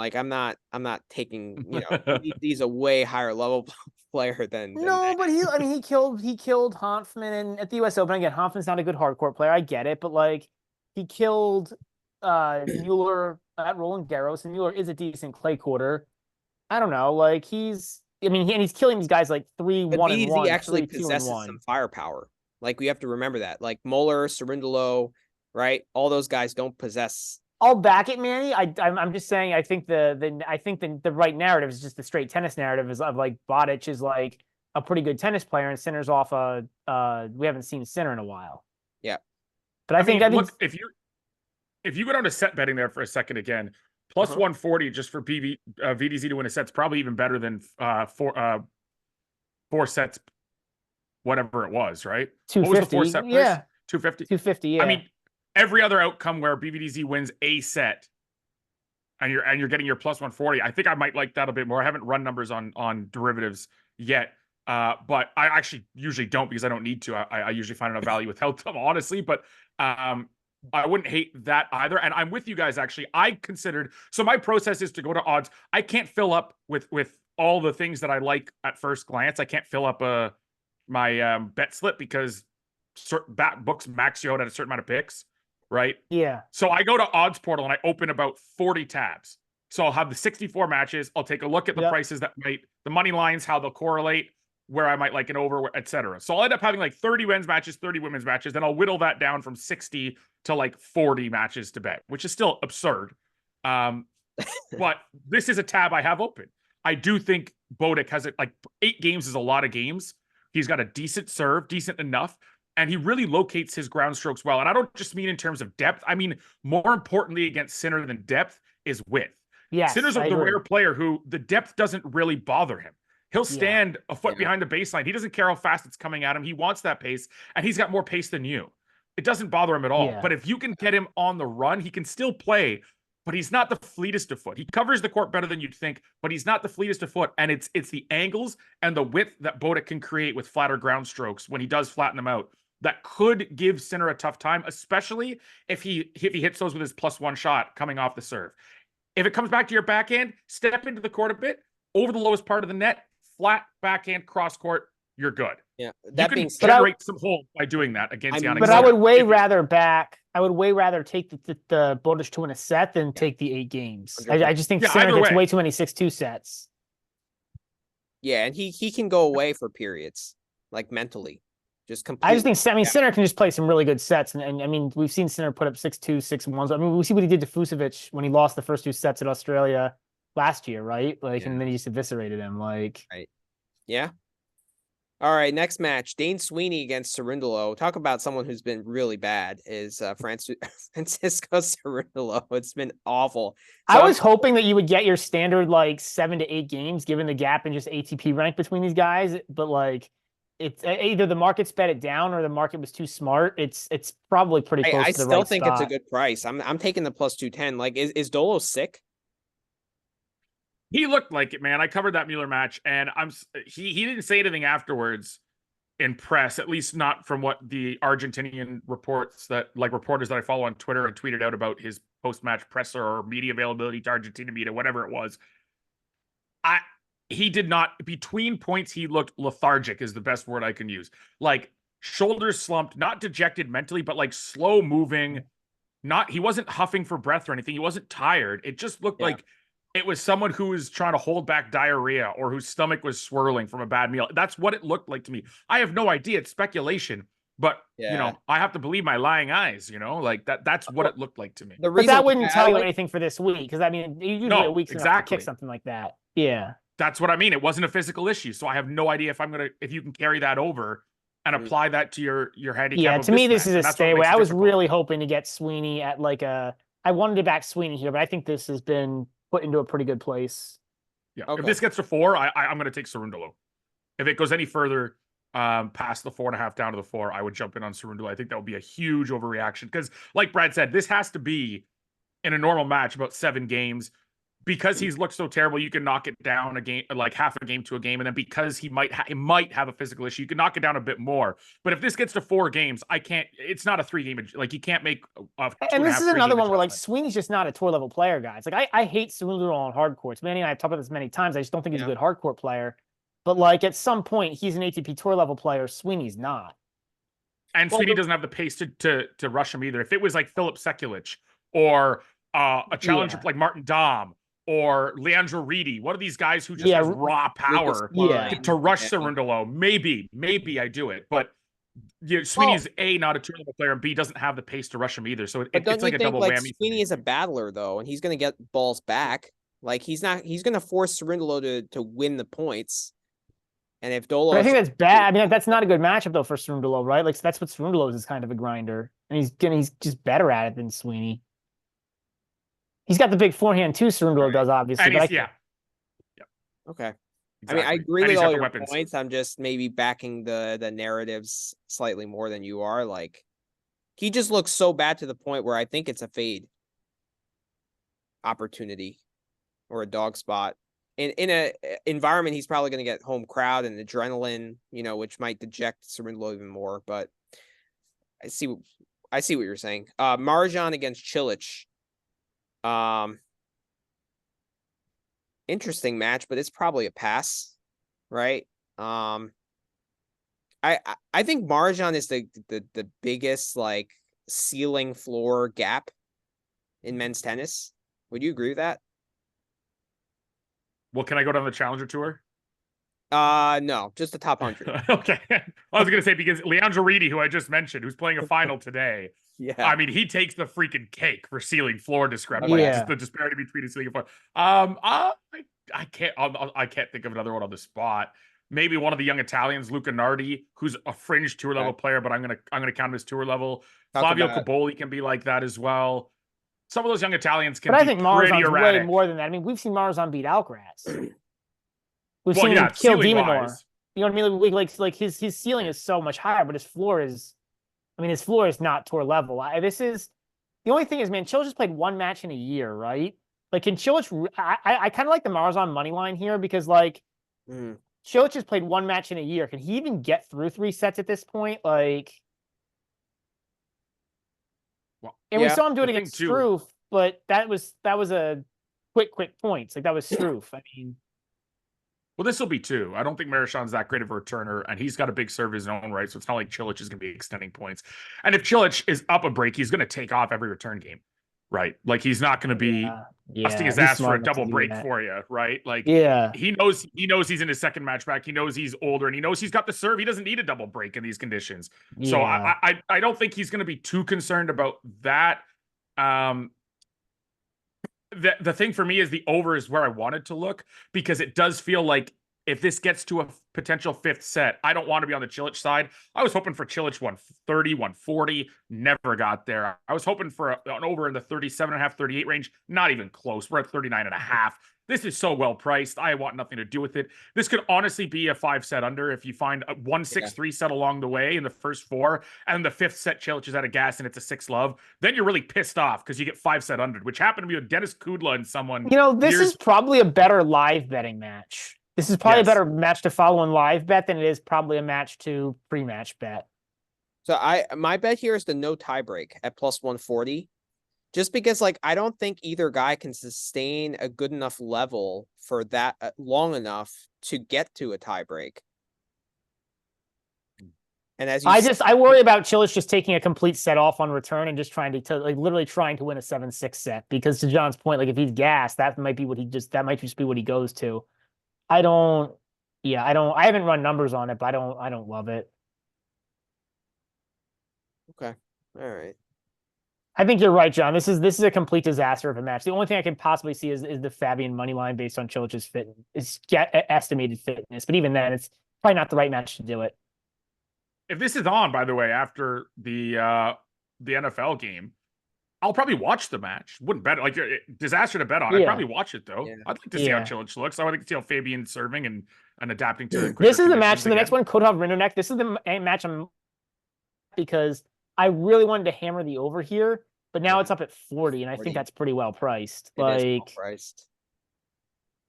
Because these are two guys who are pure power guys, right? Like, and I don't see a ton of breaks, but I don't know, at 40 is a high over under. This is a good and it's not like this is Isner. It's just two guys who are kind of serve forehand based guys. This is a good match to add in like an over 3.5 set parlay. Yeah. That's kind of my takeaway. It's probably like minus 200 in that area. Maybe this book doesn't have it. This Bovada has it for some matches, but not other matches. But like, yeah, I don't know. I think this has like 4 or 5 sets written all over it. Like if 5 sets at plus 250, it doesn't seem. Well, that's why the over under is 40, right? Like, oh, yeah. I mean, 40 could lose again. It's just the reason I hate these numbers between 38 and 40 is you can get 4 sets and 1-6-3. The guy who serves first 1 set finds an early break and serves it out, and your 9 games all of a sudden like extrapolated that averages out to 36 over 4 sets. You have to make it up somewhere. You have to have a 7-5, 7-6 along the way. It's such those are such bitches of numbers, like that I don't want to be anywhere near them. You know, if the 37s and a halves, and you just don't get them either with big servers, which is also annoying. So, but a lot of times the overs are just come in not at like fun. Your standard 38, because I think like a 38 to 30, even up to like I think the 40s like almost perfect. I actually think it might. Even 40 might be a touch low, but I'm not going to bet it. Like if I was the book, I might put it like 40 and a half, 41, but it's it's not worth betting at that point. Now I'm going to check that number right now for the over 3.5 sets, because I'm really curious. If it's minus 200, I think I would put it in a parlay. Yeah. I have a feeling it's going to be like a minus 250 where and that point gets tough. Yeah. So yeah, and then you're starting to be like, this is a D-gen parlay. Okay, I'll throw it in. If this is, can we do a Shevchenko, Arnaldi, Sinner, and then an over 3.5 set in that match parlay? Parlay build here, Manny. Parlay build. Hey, we're trying to keep accounts open, okay? We're trying to keep our Bet365 accounts fair, getting frozen. Fair. We're putting this parlay in, and if you win it, you're like, yes, I keep my account open and I win the parlay, and I get a little bonus. No, it's not the right markets. You don't get the parlay bonus, but that will be hilarious. Okay, so the just quickly before we move on, as he pulls up the next match there, over 3.5 sets, $1.58 at Pinnacle, which translates to like minus 170, minus 1. That might actually be worth it. I think that's what I would hit. Great price. I'm surprised. That's the thing is a single. Like John, you when talk you about said minus 200, I was with you. Yeah. Yeah, I'm at minus 170. That seems amazing for that match because and I think that's a 1 break set. Those two guys, Kotov and Rinderknecht. I think that's a bunch of 1 break sets. Like, yep. Yeah, because Rinderknecht will, if he gets broken here, it'll be because he throws a game away with a double fault, 2 errors into net, and then one that he sails. But he'll do that at least once or twice in this match. That's the thing. Exactly. That's why. Yeah, no, I was agreeing with you. His breaks will be of his own. Kind of he'll create his own demise in a set, but he'll do it once or twice, throughout the course of a 4-set match. That is a break-even percentage, by the way, of just 63.3%. Does that match end in straights 37, almost 37% of the time. No. I don't know, man. That's a high number for those I two think that's guys really who high are because I pretty think every evenly set is matched. close to random there, right? And like just random, just if the sets are all just complete coin flips, it's 25. So you're telling me we get all the way from 25 to 37 based on one guy being better than the other? I don't know, man. I don't think so. I think that's a great price. Yeah, so this has actually moved from $1.54, which is so it's minus 172 now. It was minus 185 at open. So it's the market. It's the market doing this. Pinnacle had it at minus 185, so much closer to where we were. Probably not seeing as much value there. You're shifting the percentages a few points. The bettors and the market has shifted this a few points, and I think that's what's creating a slight bit of value for us in that spot. So we're almost with the books in a way. Not like I want to be on the book side to win my bet crap. I mean, like we're closer to agreeing with their open than we are with the rest of the market, which, take it. Would you rather be with the book or would you rather be with, a sharp, potentially sharp better who's quantitatively driven? I'd rather be with the book as a qualitative handicapper than a guy who's being driven by like 6-7 data points. Yeah. All right, next match, Seaboth Wilch against Andre Rublev. I mean, I was looking at these lines. I mean, the only thing that kind of caught my eye was like Seaboth Wilch under 11 at minus 130. But that being said, like Rublev doesn't tend to start tournaments super well, right? Like I think you had that take, Brad, which was a great take against Brody. Brody, That was my reason right? for hitting for getting the over on Brody. An amazing bet. Who I hate, but yeah, it's I just don't know that Will's the right guy to do it against. I have this as a pass. These big numbers. I mean, John, what do you think about this take in general? I think these big numbers of like 8 to 10 games, these big spreads become just really brutally tough because like the guy doesn't need to win by 8. So it's all about how much he wants to punish the opponent. Like, does he want to beat him 2-2-2, or is he okay with 4-4 and 4-4-2? Like, I just want to get to 8 to 10 games. It's really tough to bet these matches. You know who used to be like that when I first got on gambling Twitter and it was someone in one of the first group chats I was in. I'm talking 2016. So, oh my God, 8 years ago. It was Novak Djokovic. A lot of the times he was winning a lot of set 6-4, 6-3. Now I think in his advanced age, I think he knows like early rounds, I've got to get off court fast, right? Because I'm, in my late 30s. So you're starting to see more Alex Mueller shit kickings and even Enzo Quacco. He lost his set, beat him down on the other 3. We're starting to see that more. But you're right. A lot of these guys, they don't need to win 6-2, 6-2, 6-2. I think in the Australian heat, though, there might be a bit of incentive to do that. But right? This is less hot this year. This I was looking at the conditions. It looks like it's going to be pretty cool. We're not seeing those like. I was going to say, I'm with you on the pass here. I would say, though, Manny, if you're going to bet the under on team total, I'd go to the 10.5. That's an expensive half game to buy for push insurance from 110 to minus 110 to minus 130. That's an expensive kind of proposition. If you like it, if you think it's 3-3-3, or there's a double break set in there along the way, then you're pretty confident he's going to be at 10 or fewer. Then do not pay that push insurance. Is what I would say. I agree with that. I just don't like Seaboth Wild on fast hard courts. Like I saw it against Fokina at the United Cup. It was just ugly. And that's why it passed, right? Yeah, he has nothing to hurt Rublev with.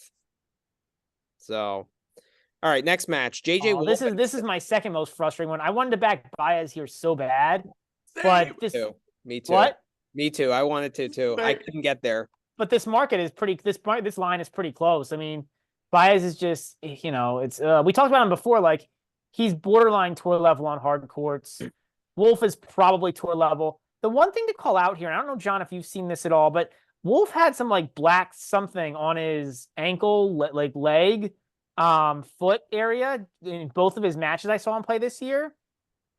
Is that like tape, and did he have that last year? Is that just a thing he does, or is he actually hurt? Honestly, it's so tough to tell with him too, because it doesn't look like he's slowed down at all. I mean, he doesn't look good this year, but that's just because that's what JJ Wolf does, right? He can look really bad because he doesn't have that second gear. that we saw on clay somehow last year. It's like you don't only have to play with a little bit more margin on clay. You could do that on hard courts too, JJ. Like, so I don't know if I told him. He's a fun guy to cheer for. He's a nice guy in his on-court interviews. Like, I wanted to back Baez too. I think this one opened in the plus 170 range, by the way, at some books. Yeah, see that might have been and backable. I probably just missed the boat. Now I'm actually tempted by JJ Wolf here, just because it still is a quick hard court, and Baez is going to find his holds of serve because his first serve will win him, especially against a kind of overly aggressive returner. He will win plenty of first serve points. That said, the spread has come down enough that I don't really need constant breaks from JJ. And from the baseline, this comes back to the point, can Baez really rush JJ Wolf? Because Wolf likes quick courts, but if you get that ball on him fast, he doesn't know how to hit more marginal shots. He's going for his shots every time. He's going for the big cuts. I don't know if Baez has the ability to rush him. And he's going to have time to set those shots up far more often than not. And so once you dig into the matchup here, I don't know if this is a 3-game spread. I think this is closer to 4.5, because at the same time, I'm not saying he wins this in straights. We know that JJ will piss a set away here with unforced errors. I'm pretty sure we know that, especially against a guy that's as consistent as Baez. But this is something that can be covered in 4 or 5 sets. This is a number that is, you don't want to be laying 6 or 7 games if you think you're going 4 or 5. But 3 games is a number that you can absolutely cover in 4 or 5 sets. This has 4 set under. I don't know, 4 set under written all over it. I like the no tie breaks at plus 115 in this kind of match. Just because, like, how can someone generate that many, like, holds of serve here? I think there are going to be a ton of breaks. Because Baez is a good returner. Wolf is super erratic. I think it's a good look, Manny. I will say, one thing to keep in mind is that both guys, like, you are allowed to have, like, each guy break once or twice in a set. It doesn't have to be 6 holds each guy to get to a tie break. I get what you're saying. I just, like, for me, a tie break happens when 2 guys kind of are evenly matched or play well for a prolonged period of time. Or when 2 guys just hold serve, which is what you're usually looking for. Yeah. Not necessarily playing well, just holding serve. Like, I see a high break match, and I think that should be kind of like, I think it's like 10 to 15 cents off that line, the tie break. So I don't know. That would be my play here. I think the normal lines here are all kind of accurate, like where they should be at this point. Like if it was plus 170, I'd be on that, but not at plus 140. I think Wolf looks so bad. Like it's one of those where, like, yeah, but I agree, it's Baez. Like, I get your point, John. Like Baez isn't a good hard court either. Wolf is just missing forehands long. Like he's just missing regulation balls. He's not even missing like tough defensive shots. Like he's just missing easy mid-court balls on his best stroke. Like, I think the big thing too is like, we can say a player's improved on hard courts. It doesn't mean we're saying he's an elite or good hard courter. No, he's just improved. Slightly less bad is an improvement, right? I think that's something when I've had discussions on Twitter with some people who are like, I thought you said he was a good hard court. I said, never said he was good. I said he's improved on hard courts. There's a distinction there. Like I still don't think Baez is this elite or even good hard court player yet. Winston-Salem is not going to convince me of that, but he is keeping a lot of sets. He's keeping sets tighter. But he's done that for a while. Winning a few more sets here and there.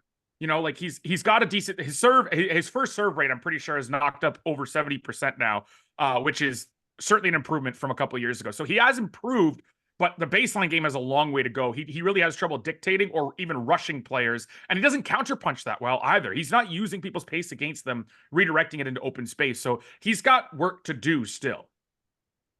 Yeah. All right, I next agree. match. Yeah. Tomas Machak against Mochizuki. So I'm high on Machak. I like his game. I like his upside. I like his athleticism, and I don't know. I think that 1-1 loss to Alex Bolt was just like, I want to get the hell out of here. I don't want to be playing qualies, and I just want to get to the Australian Open where I can do some damage. So he's actually my money line rollover candidate if we're kind of taking a theme out of your pod with MP9. I mean, I look at his draw here. There's Tiafoe second round. Exactly. And then I like that too. Yeah, so Mochi and then Tiafoe or Koric, which are both fadeable guys. And then Tabilo, Kovacevic, Altmaier, or Kachanov in the third round. I think those are all winnable matches. So Every Alejandro Tabilo, you mean? What's that? So you have the hardcourt goat Alejandro Tabilo taking on Thomas Mahac in the third round, right? Yeah, I wouldn't Did mind you that. see his match last night? That was Holy crazy. mackerel, man. Yeah, he did play Jeez, well. he's bullying with his forehand. He's hitting topspin forehands when he's on the run to keep himself in rallies, coming to net, throwing in drop shots, massive first serves. I'm like, holy cow. And then he comes out and I'm like, can we get this? You know what my first thought was, selfishly? It's like, can we convince, he was born, by the way, right here in Toronto. Brad, we don't pronounce the second T, by the way. So no Toronto, just Toronto.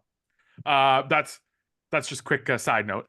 He was born here and he doesn't have like a Spanish accent at all. I'm like, can we please recruit him? Because our men's players suck. Can we get him on our Davis Cup team? Like, he's better than Chapo and Felix at this stage. Ours like right now. Too. The US players right now as well.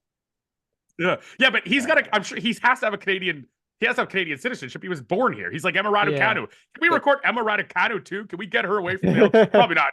Too much money associated with British tennis, far more than Canada. But like, they're both Torontonians. As far as I'm concerned, Canada can lay claim to these titles.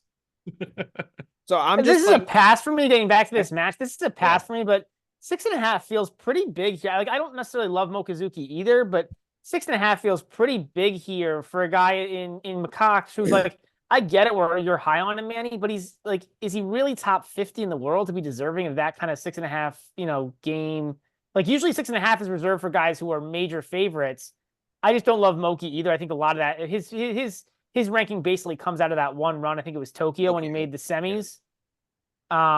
So I'm passing, but I think it's worth calling out. I don't want to lay the 6.5 games by any stretch of the imagination. I just want to play the money line here and just roll it over into the next match. That's my intention here. Because you're more targeting TFO. Yeah.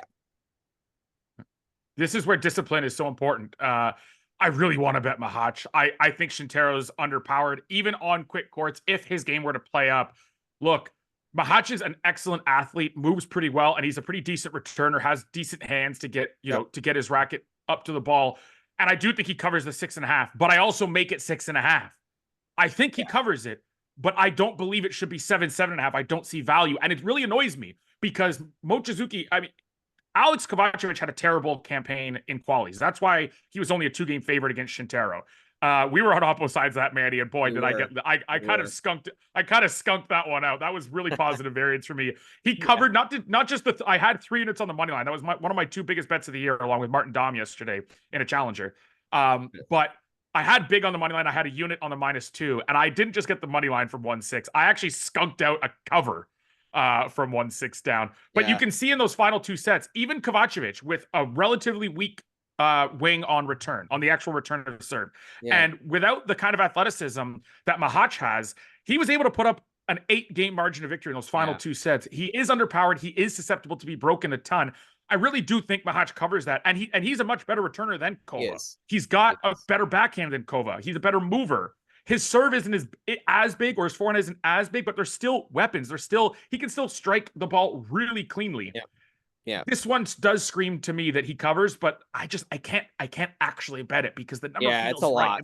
It's a lot of games. This dips to 6. This dips to 6. I'm in because these are key games in best of 5, right? 5.5 to 6, 6 to 6.5. It dips to 6, and that's enough. That's all I need. It's similar game script to the Shevchenko Munar match. I feel, because Mahac is error prone too. Yeah, exactly. All right, Jesper de Jong. I think we'll pass on this match because you guys covered it on your pod. I'm on board with you guys. Brad, are you on Kachin here? Plus 185. I don't know, man. I gotta think about this. Kachin on quick courts is just not ideal. And de Jong has a pretty good serve, right? Like that's kind of his deal. It's a pure price play though. Like, does de Jong really deserve to be that big of a favorite against Kachin? Like, Jesper de Jong, I think it's his first Grand Slam match. Yeah, I gotta look at this one. I haven't got a chance to look into this one yet. That's fine. We can skip it for now. I gotta look at this one a little more. Okay. Let me just put one quick note there. One quick note there for you. Sure. The Jesper de Jong against Meligeni was, you guys like Meligeni at plus 140. I think that Kachin is a better hard quarter right now. Not maybe not in the future, but right now on a quick hard court, I think he's better than Meligeni. you get 40 extra cents. I was on De Jong. I was oppo you guys on that one. He looked very shaky first set. He trailed the whole way, snuck out a tiebreak. Meligany runs out of gas. He takes the second set easily. He was not convincing in that match. He wasn't that. I don't think he was that convincing in his first match, and he was far from convincing in his third. His serve has been somewhat vulnerable. Kachin is a half-decent returner, and he's got a better serve, or as good of a serve as anyone that De Jong played in qualies, and you're getting a much better price than you did on Meligany. I think if you bet Meligany at plus 140 in qualies, I think you almost have to back Kachin at plus 185. You're probably right. You're probably right. I just have to dig into this one a little bit more. You're probably right. All right, O'Connell and Green. Man. O'Connell's a 4.5 game favorite, minus 230 on the money line. Green is plus 190, over under is 38.5. O'Connell did have a decent run in Adelaide, right? Lost to Korda 4-4. Korda was like begging to choke that match, or like to give that match away. But I don't know. I think that this is a pretty accurate price, honestly. I think this is a pass for me. What is 5 sets here? Plus 265. Okay. Yeah, I know. I like O'Connell though, man. I think O'Connell's a really good fit for these courts. Probably a much Yes. better fit than Green. And he's at home. I don't know. I gotta think about like this one. This one's Green, if I remember right, he hasn't done too well in Australia, has he? What's Green's Australia record? I think it's quite poor. Let me pull that up. And it would I don't kind of have a make tennis- sense because like a there it fast is. hardcourt wouldn't be his thing. I think you see he's got the sneaky serve and ability to dictate play, but let me get his hardcourt record He's here. also a pretty like low floor, high ceiling kind of guy, Green. Green's 3-4 here in his career. His 4 losses are all to seeds. His 3 wins are over Travaglia, Pedro Martinez, and Bagnis. Bagnis and Pedro were 5-set wins. So it's not a great record.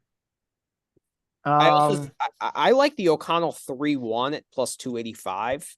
I like, if I would pick a line here, that's probably my best play, because like I can't see O'Connell winning this in straight sets, but I can't, like, I think O'Connell should be a deserved favorite. Like, I think the line is where it should be, honestly. First glance, that looks like a really high hold market. I'm trying to run the percentages and add them up in my head, but Yeah. that market, that one in particular, I think I ran one the other week and it was like a 13 or 14%, which is still pretty high. Oh, it is bad. This is like 40. If This you add one these up looks to like 140% or something. Just the quick Yeah, math in my that's- head. It's that's really one high thing hold. I would caution against with this market. It's going to be tough to Yeah. find value into. I think I've seen some of them at 114, 115, which, I mean, if there's an egregious mistake, you can beat this one. It's early, so I mean, I'm trying to convert these to decimals and then do percentages, but I think you're in the 125, 135 range, which It might be I would worse. caution that's tough to beat. Yeah, it might be worse. I mean, I think my quick set, I'm on the same boat as you, John. Like this is, yeah, Okay. I mean, I think it's Yeah. it's probably a pass. I mean, all the stuff I said about Green is why O'Connell's the favorite, right? Like that's the problem. But I do like O'Connell on these courts. I'll have to look at it. All right, Halise against Lloyd Harris. So Halise is plus 200 on the money line. You know, is the under a decent player? Halise has been like, I know No. Harris is like dog water as a return player and anything other than serve, but Halise has been like absent. Like what's up with? He's not hurt, is he? I think he like had a kid. Like what's up with Halise? Look, this is my thing is I actually kind of like this kind of money line. I was expecting a 4.5, 5 kind of spread. If you're going to give me 3.5, even slightly juiced, that means my 4 is going to be it's going to be minus 105, a pretty cheap 4. I'll take it because this is a spread that is heavily reliant on Halise holding serve with regularity. Unless it's a new season, kind of like new year, new me deal for Quentin, which I don't think it's looked like. He has not been good, and it's more importantly, his serve has not been as dominant. And this season, he played Lucas Klein. The serve looked okay, but he's still, 6'4", 7'6". I don't love his return game. Harris should not be broken more than 2 or 3 times in even a 3-set match here. Honest to God. The only problem is Harris's return game is not much either. Yeah, but I mean, he looked okay in qualies. Now he didn't play any big servers in qualies, not like Yeah. Halil level servers anyway.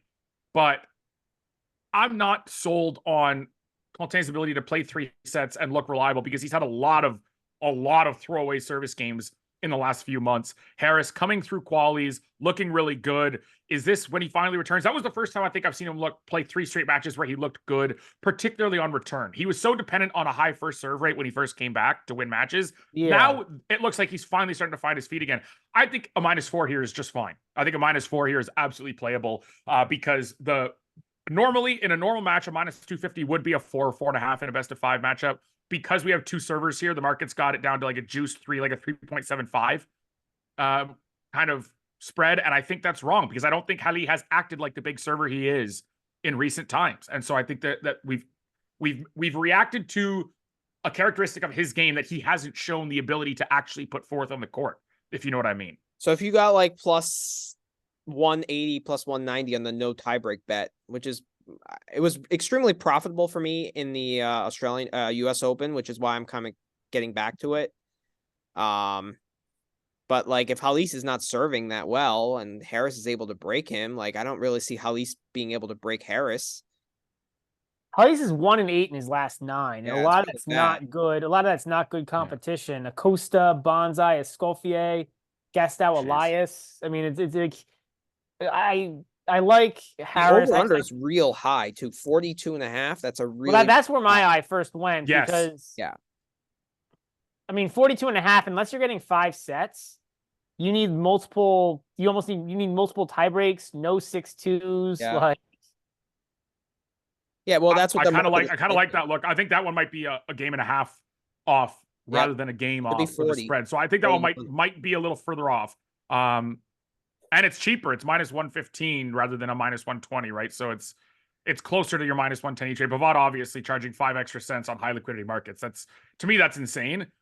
This is the Australian Open. You're going to make your freaking money on -10 each way. I don't know why they're going -15 each way, but I digress. But I do think that 5 cents cheaper there for Brad. And I do think you might have an extra half game advantage on the total than you do on the spread. That's probably going to be a look. I hate unders. Just because I've been burned by them, there's no logical reason behind it. I'll probably split my stake though between the minus games and the under. Okay. Just to cover my ass. All right, next match, Fritz against Facundo Diaz Acosta. And he was the one that played that crazy 3-set or no, that was Ugo Carabelli. He's the one, no, Acosta's the one who lost to Isner last year at the US Open. Right. In his last tournament, yeah. Yeah. Or his last US Open. I got confused with Diaz Acosta and Ugo Carabelli, who played that crazy match in qualies. Yeah. But yeah, so Fritz is an 8.5 game favorite here. I have no interest in playing this. 30. This is a pure pass to me. Like it's just yeah. Pure pass. That's ugly. But Acosta's he's not a good hard quarter at all though. Like I mean, no, Fritz, and it's not a fun match. It's not. No. It's not. Because again, this is one that like Fritz is gonna beat him down. It's just by how much. Like if you wanted to put it as a parlay piece, you could maybe do Fritz in straights as like a parlay piece. No, Fritz first tournament, or first match. Well, he played. I mean, he played United Cups. It's not like he hasn't played in 3 months. It wouldn't be because of Fritz. It'd be because of Acosta's. I mean, did Acosta even win a set from Isner last year at the US Open? Like, I don't think so. But Fritz is way better than Isner. That's my point. So if he got beat 3-0 by Isner, like, how was he going to take a set from Fritz? Played a lot. The one warning with Fritz is I think his coach did talk about having to play his way into form and not being at peak readiness or where they want him to be. So there are concerns around Fritz too. I think it's an ugly match. Right. Like there's nothing to. Ugh. No, it was Get excited 4, about, 3, and 6 against Isner. Yeah. This is not anything positive. If I'm gonna bat Fritz in any capacity, it wouldn't be because of anything positive on Fritz. It would just be because I don't like Acosta. Like, right. Yeah, I wasn't that fond of what I saw from Fritz like at the end of last year either. I don't know. I'm kind of down on him this year just as a whole. But I know you guys don't. We shouldn't take too much into it. I'm just like down on him. I just think people have kind of solved his game, and he's just so one-dimensional. I'm looking at the next match. I'm going to the next match. Galan against Kubler. Oh, ew. I think I have to back Galan here. Ooh. And I hate backing Galan, but I mean Kubler looks so bad against Nadal. He's coming off of an injury. I don't Rafael know. Nadal. What? I mean, he looked bad against Rafael Nadal. Like, Yeah. even fully healthy, he was always going to look bad. I cautioned Dave not to take anything in that match just because, I mean, that's a Yeah. horrible matchup for Kubler. We're talking Daniel Galan, not like Rafael Nadal to Daniel Galan on a hard. That's a Big that's a significant drop anywhere. It's a significant drop from Rafael Nadal to Taylor Fritz, let alone to to Daniel Galan. Yeah, you're I'm probably all over right. Jason Kubler. I'm all over Jason Kubler. I love the Kubes in this one. Dave brought up a good point. Last year he covered against Baez. He covered a -5 here, or was it at the US? So either way, he covered a 5 against Baez, and Baez is better than Galan on hard courts. I don't love that logic because this circumstance is different, but the Kubler match against Karatsev really alleviated a lot of the concerns I had regarding his fitness, because there had been rumblings about a potential injury, or I mean, he may not be fully fit. He looked fine against Karatsev. Nadal, he just doesn't have anything. Or what can he possibly do to hurt Nadal? Honestly, I thought he was going to lose that 1, 2, and 3. He lost it 1 and 2. I can't hold that against him. That was an expectation for me. I actually don't downgrade him at all for that loss, especially in this matchup where it's not all that relevant. I love Jason Kubler here. Galan is also so freaking error prone on hard courts. I don't know why. Maybe he's a guy who likes to play with a little bit more weight of shot on clay, and then when he gets to hards, he feels the need to flatten out his forehand and go for it more, but he nets a lot of balls. I've watched him a few times, both at the US Open, I think last year and the year before. Was he the one that beat Tsitsipas? Yeah, he was the one. Yeah. He made third round there. Yeah, and like that's pretty much the crowning achievement of his career on a hard court, and that might stay his crowning achievement. Oh, it will stay. It will stay. I mean, that's a top 10 win. Like, yeah, he's not good. Like, he's not good. And I agree. He'll need to serve at a 75% rate. Put it that way. Yeah, and you're probably right. This is probably I just have a hard time getting behind Kubler. I don't know. Yeah, I think it should be 4 games or 4.5. Like, I'm with you. I'm not all the way with you. I'm gonna hit it, but it's not like a multi-unit play for me. It's just yeah. All right. Djokovic and Prismic. I mean, I think it's a stay away, right? Like, questions with people have questions about the wrist. I don't think it's anything to worry about at all. Prismic has promise. I like his game, but like, it's totally different animal here. Is he going to be overwhelmed by the stage? I just think the spread is correct. I think 9.5 is the right number. I have nothing here. You guys have anything? I wanted to take Djokovic on the under, but I looked. It opened 29.5. Man, 4, 4, and 3 would have covered. Yeah, would have hit. That's Are amazing. you kidding me? That's why openers are so important, even if it's a liquidity of like $600 Canadian, so like $10 American. But even if it's like a lower limit, man, come on, 29.5. That's Djokovic good. wins 4, 4, and 3. Prismic is so underpowered. And he's not going to get errors from Novak freaking Djokovic. No, he's not. He's not going to get any errors. 28, arguably, is incorrect. I think it should be 20, 27, 27.5. There might still be a bit of value there, but 29.5 would have been a hammer spot. As much as you can get down. I don't think you could get down, a max play. But if you could have, it would have been a max play at 29.5. Even if you lose it, you don't care. Okay, I lost my 29.5 with Djokovic. He is a 6, like 4, 4, and 3 is just it's absolutely ludicrous that would have been the kind of presumed total there. I think Brad looked it up once because I was curious about Djokovic covering these big spreads in first and second round slam matches, and like you said it was like 50-50, right? Yeah, he sometimes he does. He's very 50-50 with it. Like, yeah. Another reason to want that 29.5, that game and a half. I know that means it. If it was 29, no. I mean, the books are in general. The books are really good at setting these big spread matches.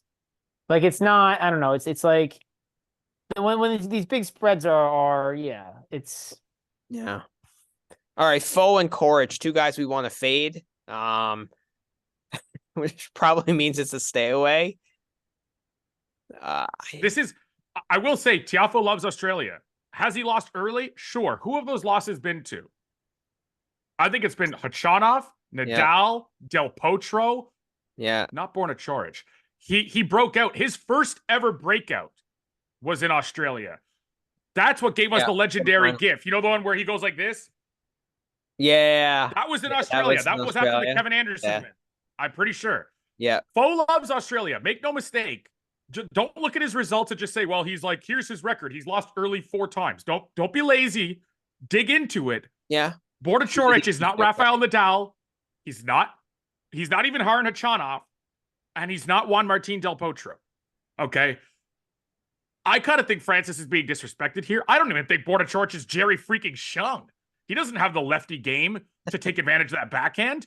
Are you kidding me? Yeah. You're not even Jerry Shung, Borna. Get the hell out of here. 3 games. I'm actually going to be on Fo. I'm going to go for it.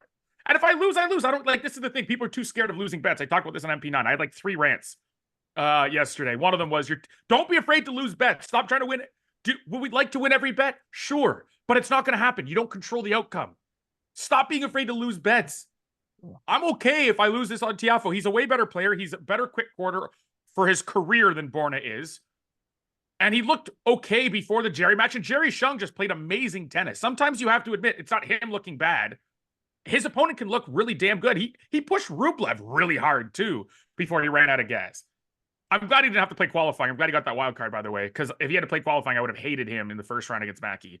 But yeah, anyway, I just think that Tiafoe showing some value here. Borna Coric has had one good run in Cincinnati, a great run, I should say. He beat some really good players and won a title. So a terrific run, superb run. There's all your credit, Borna. Yeah. But look, Madrid had a decent run. I guess you have altitude, but it's still clay. I don't see any reason to not like Fo here by what could amount to being a single break. It's a single break over a best of 5 match.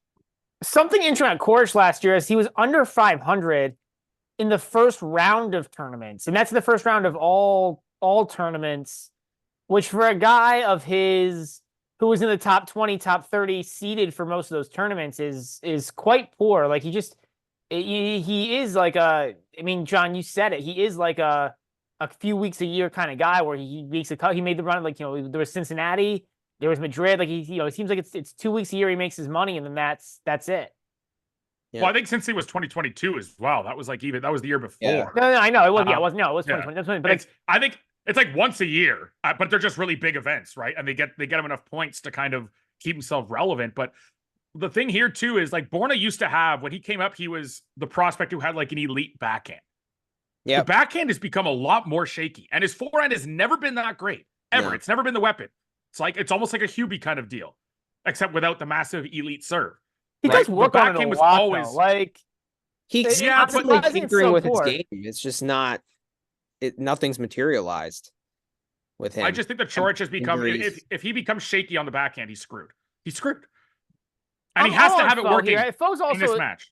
Fo's also. I mean, Manny and I talk about this all the time. Fo's he's an energy guy, like, and I think there's more energy there's more energy for him too at a tournament like this, right? Because like, I don't know, man. Like, does a 250, like at this point in Tiafoe's career, like does a 250, like, does it get him the energy to like play well?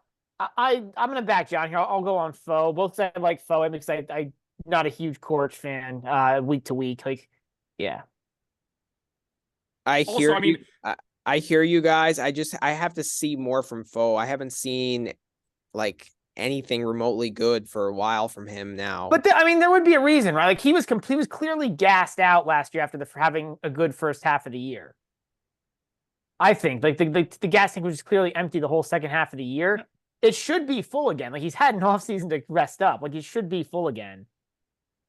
Yeah. Also, Zverev, the other early round loss when he was a qualifier at the Australian Open. You guys are convincing me. You guys are convincing me. I was a stay away here, but you guys are getting me closer to Fo. I'll think about it a little more, and I might get there. I missed a scrub. I missed one scrub early loss at the Australian Open to Daniil Medvedev. Oh. Zverev, Nadal, Medvedev, Del Potro, Khachanov.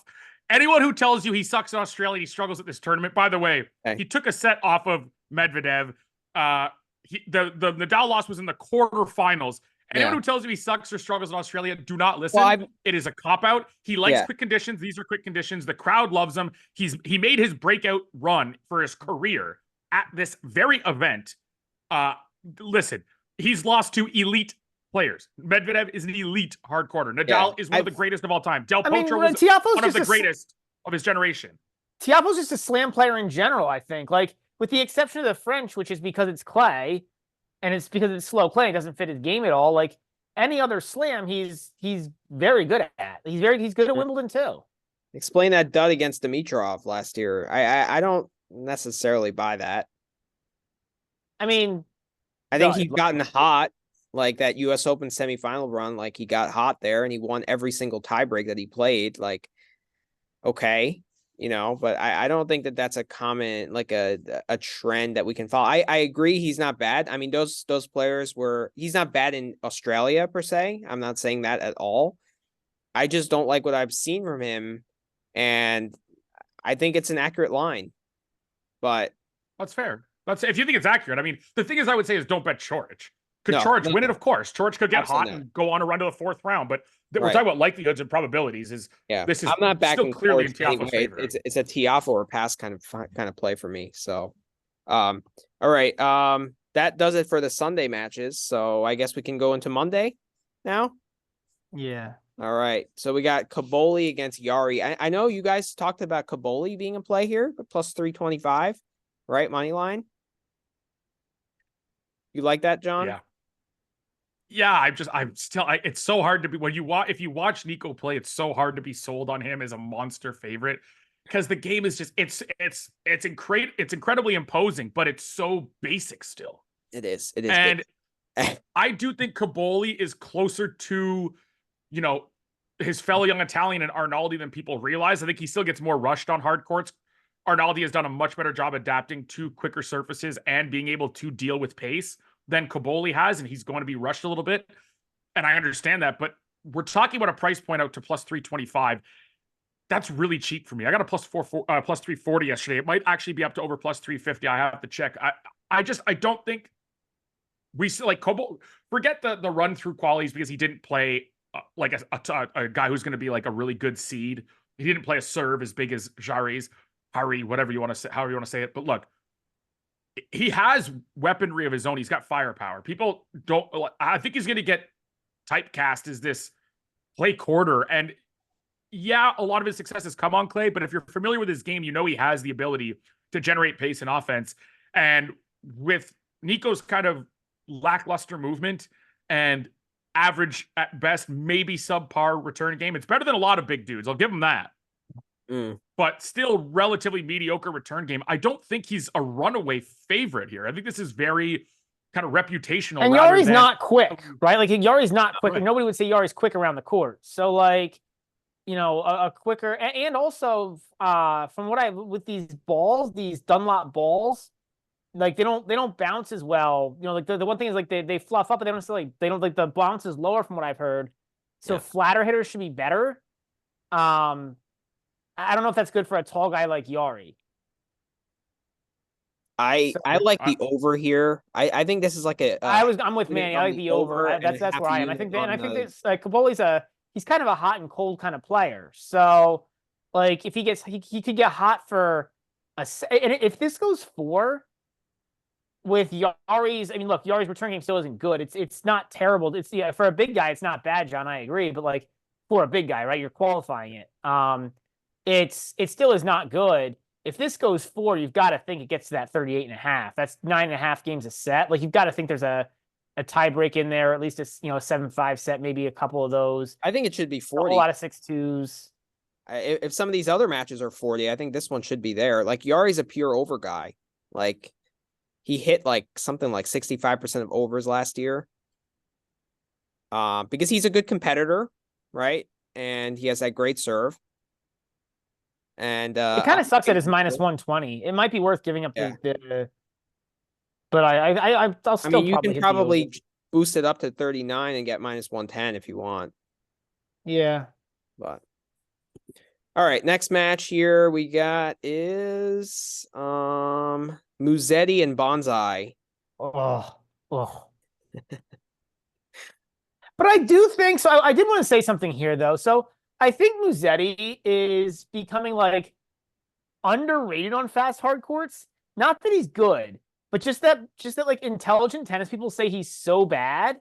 Like he's better than Baez on a fast hard court, and I feel like people put him in that range. And I think he is like Musetti's bad on fast hard, or he's not. He's bad, but he's tour level. Like he's Did not either of you below guys Baez. did either of you guys see that match against Thompson? Thompson was hurt. Thompson had a little bit of a groin issue. Oh, Yeah, okay. Thompson he had a groin issue at the end of the first set. I watched it because I had that like 28-1 on him. Like Thompson wasn't moving great. He kept grabbing at it. He was like moving okay, but he kept grabbing at it in between points, and like the points were pretty short. Like, yeah. Okay. I don't know. I stay away from Musetti matches just because I have a really tough time making numbers on him. I watch him and I think he's better than he gets credit for on quick hard courts. His results just don't reflect it. He can be rushed on return. He can look very good. He can look very bad, and it's really hard for me to find any type of. So you don't even average out the good and bad when I make my numbers. I would say I look at again a range of outcomes. How likely is a dominant win one side, dominant win the other, and then you have the percentages on each side, right? You have your 10% dominant win, 30% close win on one side. You add it up, you get your overall, gives you an idea of how often the match should end up going each way. And that is where I struggle with Musetti. How often does he win this in dominant fashion? I have no clue. I have no clue how often he loses this in straights. And so for me, it's so hard. And like I said, with the volume I bet at, I just have no interest in trying to guess on Musetti matches, right? Because honestly, I can admit, like I don't have a foolproof system. It's worked for me for a few years because I do try and qualify and contextualize data. But when I can't do it, you've got to know what you don't know, right? Like I know that there's things I don't know. And when you have to have that awareness to be able to pass on certain matches. And this is a prime example. I have no freaking clue what my number is on Musetti. Don't ask me. I don't know. I don't know. I don't have to make a match. Like I'm not the book. The book has to line every match. That's one of the few advantages we have as bettors is we get to pick and choose what we line, what we bet. Yeah. And this is one of those spots. So yeah, I agree. I think it's a pass. Next match is Patrick Kipson against Emil Rusevori. 7-game spread. It's another pass for me. It's probably a pass for me, but like, oh man, anytime Rusevori is a -7, it's tempting to take the over or the games or the set or something on Kipson here, just because of the spread. Like I like Rusevori's form leading into this tournament. He had a really good run in Hong Kong. I will never, ever take his form into account as much as most other players because he is the guy who could drop off the very next match and his shots just start getting netted. If I take anything, it would be plus sets or the over because I could absolutely see Patrick Kipson serving really well. Emil Rusevori pissing away a set with unforced errors. He can piss away breaks. Like Rusevori can piss away breaks really easily, just net 4 forehands and like. But your last 4 sets could be 2-2 and 2 to Rusevori. And all of a sudden you've got 34 games, but the margin of victory is 10. And like if Kipson, he could win a set and not even cover an 8 or an 8.5. That's the type of match that's the type of vibe I get from this match. So the 7 is out for me. I'm not taking Kipson at plus 600. But the over in the sets would probably be where I'd look to if I wanted to fade Rusevori, because that's the thing. When he's in form is kind of what I want to fade him, not back him, because the market's going to adjust as if he's a normal player in form and trust him. And I'm like, y'all need to stop trusting this dude because his form could be 3 matches and poof, it's gone. What is Kipson to win a set here? It's probably going to be close to even money, maybe a little bit plus money. Plus 105. Plus money. Tempting. Oh man, it's right on the border too. It's like I'm just gonna pass. I think I'm just gonna pass. I'm gonna pass. I mean, I also, I just want to like put out a warning for any like beginner bettors that are listening to this. Like, 7 in a best of 5 is not that much. You think, oh, you see 7, you see 8, you see 9, like, oh my God, that's a huge spread. It's in best of 5, like a 6-1 set. It just, can crush that either way. So I don't know, just have to be careful. I don't know. Yeah, I agree with. I mean, I agree with you guys on the 7 not being in play here. I don't think the 7's the right way to bet seven's this. not It's in can play. Gibson win a set? That's the only one I think the line is worth looking at. Yeah. All right, RCB and Borna Gojo didn't. It's canceled. It's canceled, It's right? Yeah, canceled. Goyo's out. It's Hugo Gaston is going to play RCB now. Right. Okay. Oh, no lineup for that yet. Quarter on Vic Kopriva. I Man, don't know, man. This is a pass. I mean, pass. yeah, this is a pass. It's borderline quarter. Just 'cause I'm not sure that Kopriva on a hard court is Kopriva is a clay guy, no, John? The clay guy. Yeah, I don't know how the hell he looked so good in quality. He's good on him. I faded him once. I think once, maybe twice. I'd have to look at his path, which I'm not going to do. mean, Yeah, that I think because- we both played Crawford against Kopriva, right? that was definite. Yeah. I mean, I'd be tempted to lay 7.5, to be honest. But that's the line I'd be maybe looking at here, but I'm not sure. We'll have to With see. the way Corda's looked in my I faded him with Calvin Emily as well. Lost that one 6-3, 6-3. So Kopriva has beaten down my bets, and so I'm kind of wondering if I have to make adjustments there. He's too volatile, man, and I don't know. His backhand is actually I believe his strength as well, which could be relevant against Corda, because that's usually where he makes his hay against opponents. So maybe take that. 7.5, look, 7.5 feels about right. If Kopriva was going to do anything, this is also another. He's very volatile. If you're going to back him, you're probably liking an over 31.5 much more than a 7.5. By the way, this is 2 games cheaper on the total than the last match we talked about, and it's only a half game difference on the spread. I do think this is an over or pass. I don't think I'm backing the dog on the plus games just because of how volatile and error prone Kopriva can be. And Corda is also like Kopriva's strength is where Corda is really strong on that backhand wing. If he can neutralize and force Vit to try and be a little more aggressive on his forehand, he could really generate a lot of errors. So, I mean, if it doesn't go over, but Corda has, I agree on the over, because Corda has these lulls too, where he just like makes like 4 dumb forehand errors in a row. Sometimes, but I mean, I don't know. Corda. The thing I think Corda's just a really tough guy to bet, but like, he doesn't have much margin on his shots, and he's not a great mover. And I think those are the 2 things that are hurting him. And I think the serve is overrated. I don't think it's that great. I think a lot of things are overrated about his game.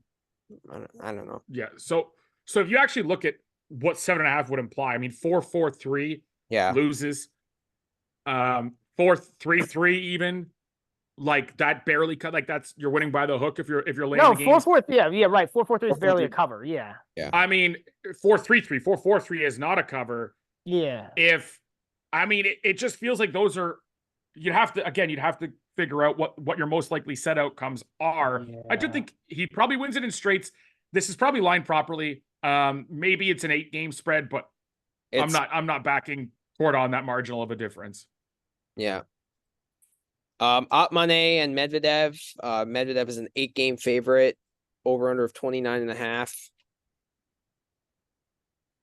I mean,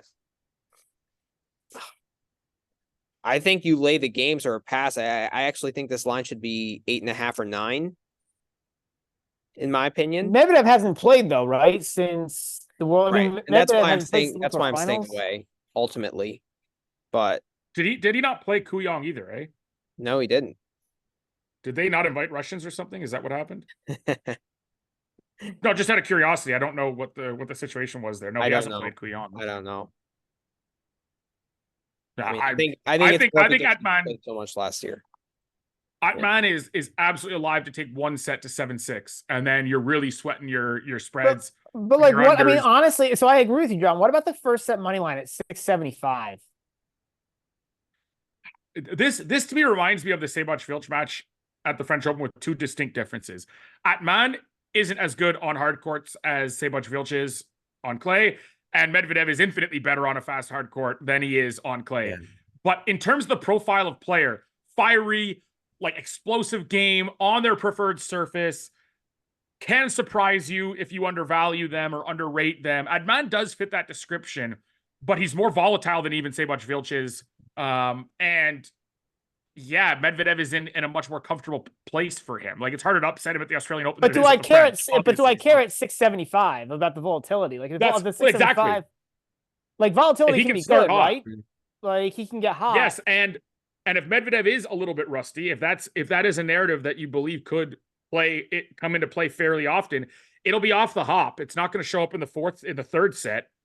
So I mean, you want to try and target him early, and Atman does have the ability to fire his first serve. Like he's got an explosive serve, an explosive forehand. But that's kind of negated with Medvedev's return. Yeah, I mean, that's the thing.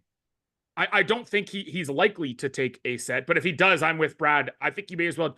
Like, are you going to take plus 2.5 sets here if he loses the first two? Hope that he's going to win the third?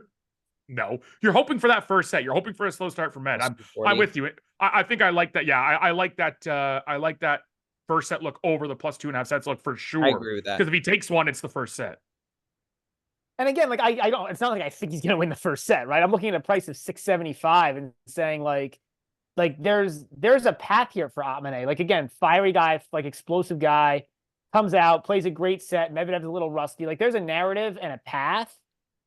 I'm tempted. That's the only thing I'd play here, though, is potentially that. This is Einstein, right? This is the 165 self-proclaimed IQ guy, Terence Atman.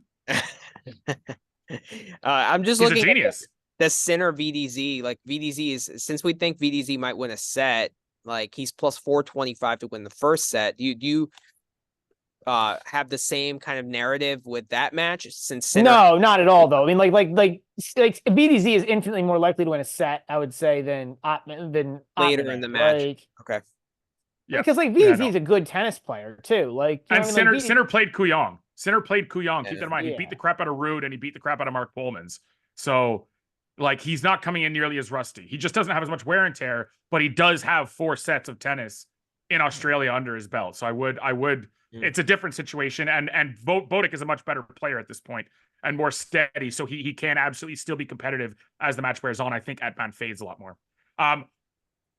Couple underdogs quickly. What do you guys think about Wawrinka and Polmans?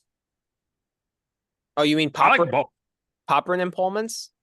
Nope. Wawrinka on a fast court though, John? Oh, like, just the two dogs. Yeah, the two dogs. He's got huge He's got a huge pop. He's won the Aussie before. But just I know he's younger, just doesn't move that well though, Wawrinka anymore. But I've seen a lot of people like Adrian Manarino. I'm not gonna try and ridicule you for it. I get the handicap. He likes low bouncing quick courts himself, and he can absolutely wear Wawrinka down. Don't get me wrong, but I don't think this is like a 2-to-1 proposition by any stretch. I truly believe that Stan Wawrinka is far more competitive. He's got the explosiveness. He's got the power. He's won the Aussie. He's not uncomfortable in these conditions. And he proved at the US Open. The heat, I thought the heat that would wear him down when I kept fading him. He played really well. I can't get there just because of that injury that he had in Mets at the end of the year. I just don't know where he is physically. For me, it's the speed. It's the court speed is the problem here. But I get the take, John. Especially if it's cooler, that helps Wawrinka for sure. But does Manarino have the ability to rush him outside of the first serve? That's the other part of it. Does Manarino take advantage of the court speed? He takes advantage of the low bounce. I mean, Manarino rushes guys a lot more than you think he would for a guy with the little powers he has. Really early. Takes the and hits it flat. But the other thing too is Stan can play with a lot of topspin. We know that he can hit a heavy ball, which is not good for Manarino. It's an interesting take, John. It's an interesting take. Well, and it means the ball that stays low to the court is also easy to dig out for Stan because he's a natural with spin. So he'll take that low flat ball and he'll hit some topspin that'll generate that ability to get back over the net to find that net clearance. So I know that Manarino the 2-0 head-to-head, but y'all know how I feel on head-to-head. I'm not thinking about the head-to-head at all. That's not. I am in this matchup because I wanted to see does Wawrinka get troubled by that quirky game. But Astana is not quick. It's got altitude. It's not quick. It's one of the slowest hard courts you'll find. What was the other one? What year was that Miami matchup? Yeah, that was slow. That was slow Miami. That's 2015. That's too long ago. Yeah, and it was 7-6, 7-6. That was slow as well. So I mean, he beat Wawrinka in slow conditions, which isn't great for Stan. You speed things up. I don't think Stan minds quick conditions. I think he's made runs at Wimbledon. He's won the Australian Open. This guy's not a slow court player. Yeah, but that's so long. I think he's a well-rounded player. Yeah, no, that's what I mean is Stan can play anywhere. I don't think court speed is an issue for him, regardless of whether it's fast or slow. Like I wouldn't hold that against him. And I would agree with you more back in the 2010s. Yeah, that's what I mean. That's the other part of it. If this was the fourth round and he had played a 5-setter and 2 4-setters, Yeah. very Okay. different tone for me. Fair enough. But Yeah. first match of a new season, I don't care if he's 37, 38, 39. He doesn't have much wear and tear on him right now. And if he's ever going to be able to play with Manarino for 4 hours, it would be in round 1, the first round. Yeah, right? I'm probably closer to a pass here. It's the foot speed for me is a huge issue for Stan in this matchup. Yeah. I can't get there. If you gave me plus 250 or 275, I'd take it, but not at 200. But we can move to Pullman's. Who's Pullman's playing again? Popperin. Oh yeah. See, I was thinking here. I was thinking to me, Fantastic. this looks like another good like over 3.5 sets look. Like what's like because Popper can just throw. I mean, Popper can throw sets away too. And we talked about this on one of the previous pods. I don't love Popper on a fast court. I think he's actually a better slow court guy because he's explosive Popper, but he's not like quick. He's got a long swing and he just makes a lot of errors on fast courts. He gets rushed, John. I think is what you would want to say. Yeah, and look, Pullman's. I've always liked Mark Pullman's game. I think he was out for a while for injury a year or two ago, and he's never really recovered. On the I watched him on the Challenger Tour, and I kind of like his game on quick courts. I have no problem playing a plus 400 here. This is one of those reputational things. You got market unawareness on Pullman. Popperin isn't the greatest returner by nature, so we should have the ability to construct consistent holds, keep sets close. And if you can give me close sets, to me, then you're starting to talk about winning and losing at the margins. And then you can't have a price like this if you're going to have. Like, I think this is pick your favorite Pullman's line. I agree, John. I think this is off, and it's just pick your favorite Pullman's line. I might prefer an over, maybe an over games or an over sets more likely. I might prefer, but and if you want to go, if you want to go super like casual handicap, man, Pullman's was really competitive in that first set against Sinner at an exhibition. Yeah, man. I'm not going to mention he lost the second set 6-love, and I'm not going to mention that it's a freaking exhibition. But like, if I wanted to get lazy with it, I could throw that in there. Like, oh man, he looked good in that first set. No, I think this is pick your favorite Pullman's. You know what I mean? I can see any Pullman's line here being useful. Set I one. don't mind comps. I just hate omitted comps. What'd you say, John? I don't mind comps to like other matches. I hate comps to EXO matches, and I hate comps that like. Oh, I hate EXOs. I hate any mention of EXOs. Like EXOs to me mean absolutely. I saw nothing. Djokovic play 2 points in practice. He looks great. Like yeah. Oh god, I'm waiting. I've got an edge. I've got an edge because I saw his practice. I know. Shut up. No, I'm waiting for the first. Alex de Minaur is going to win his quarter. I don't mind, by the way, Alex de Minaur to win his quarter. I think there's a path. But if you use the rationale that he beat Carlos Alcaraz in a match tiebreak third set in exhibition in Australia, like I'm going to lambaste you if I see that on my timeline. Yeah. But you know, and the omission of stuff too. Like if you're going to say I think this guy's improved, well, what about the other guy? There's 2 guys on a court. Right. That guy can improve. What if the other guy improved too? Did he really close the gap? So all right, I next think match. You really gotta. Anyway. But yeah, you've got to make sure you're looking at both players in a match, right? Ooh, Leshen and Fokina, man. This to me looks like a really good this looks like to me another really good 4-setter, 5-setter. Yeah. Leshen, I think could actually the problem is Leshen could wear down too much. Like, but I kind of like first set money line for Leshen with the kind of his weird funky game. He gets in Fokina's head and annoys Fokina and he draws a bunch of errors. Like it's good look. I like either that or the over. The over probably not the games as much as the sets. Like if it was an over 3.5 sets, but those are my places, but not Leshen money line because Leshen could wear out. But that's my thought. John's nodding, so I think he agrees. I really don't want to do it, but Joel, this is crazy pricing, man. Like I don't want to play this match, dude. I think I'm gonna pass. So much variance. I usually match. Holy crap. Yeah, I usually say trust your number, just bet your edge. But like, I think this is one where I'm like, you know what? You make thousands of bets every season. You can afford to miss out on one. And I think this is the one I'm with Brad. I'm totally with you. That's why I was cringe nodding. I was so hoping you guys would say you like Davidovich or you would talk me out of liking Lestienne, but you just reinforced it. I'm like, damn it. Like, but I much prefer just the first set money line than the overall money line. I think that's the play plus 225. Yeah. Because okay, so here's the other point on this, right? Manny, you and I talked about this on our pod quite a bit, and John, I don't know if you agree or not, but like in a match with high variance, I want plus money. Right? Yeah, like, plus money all the time. Yeah.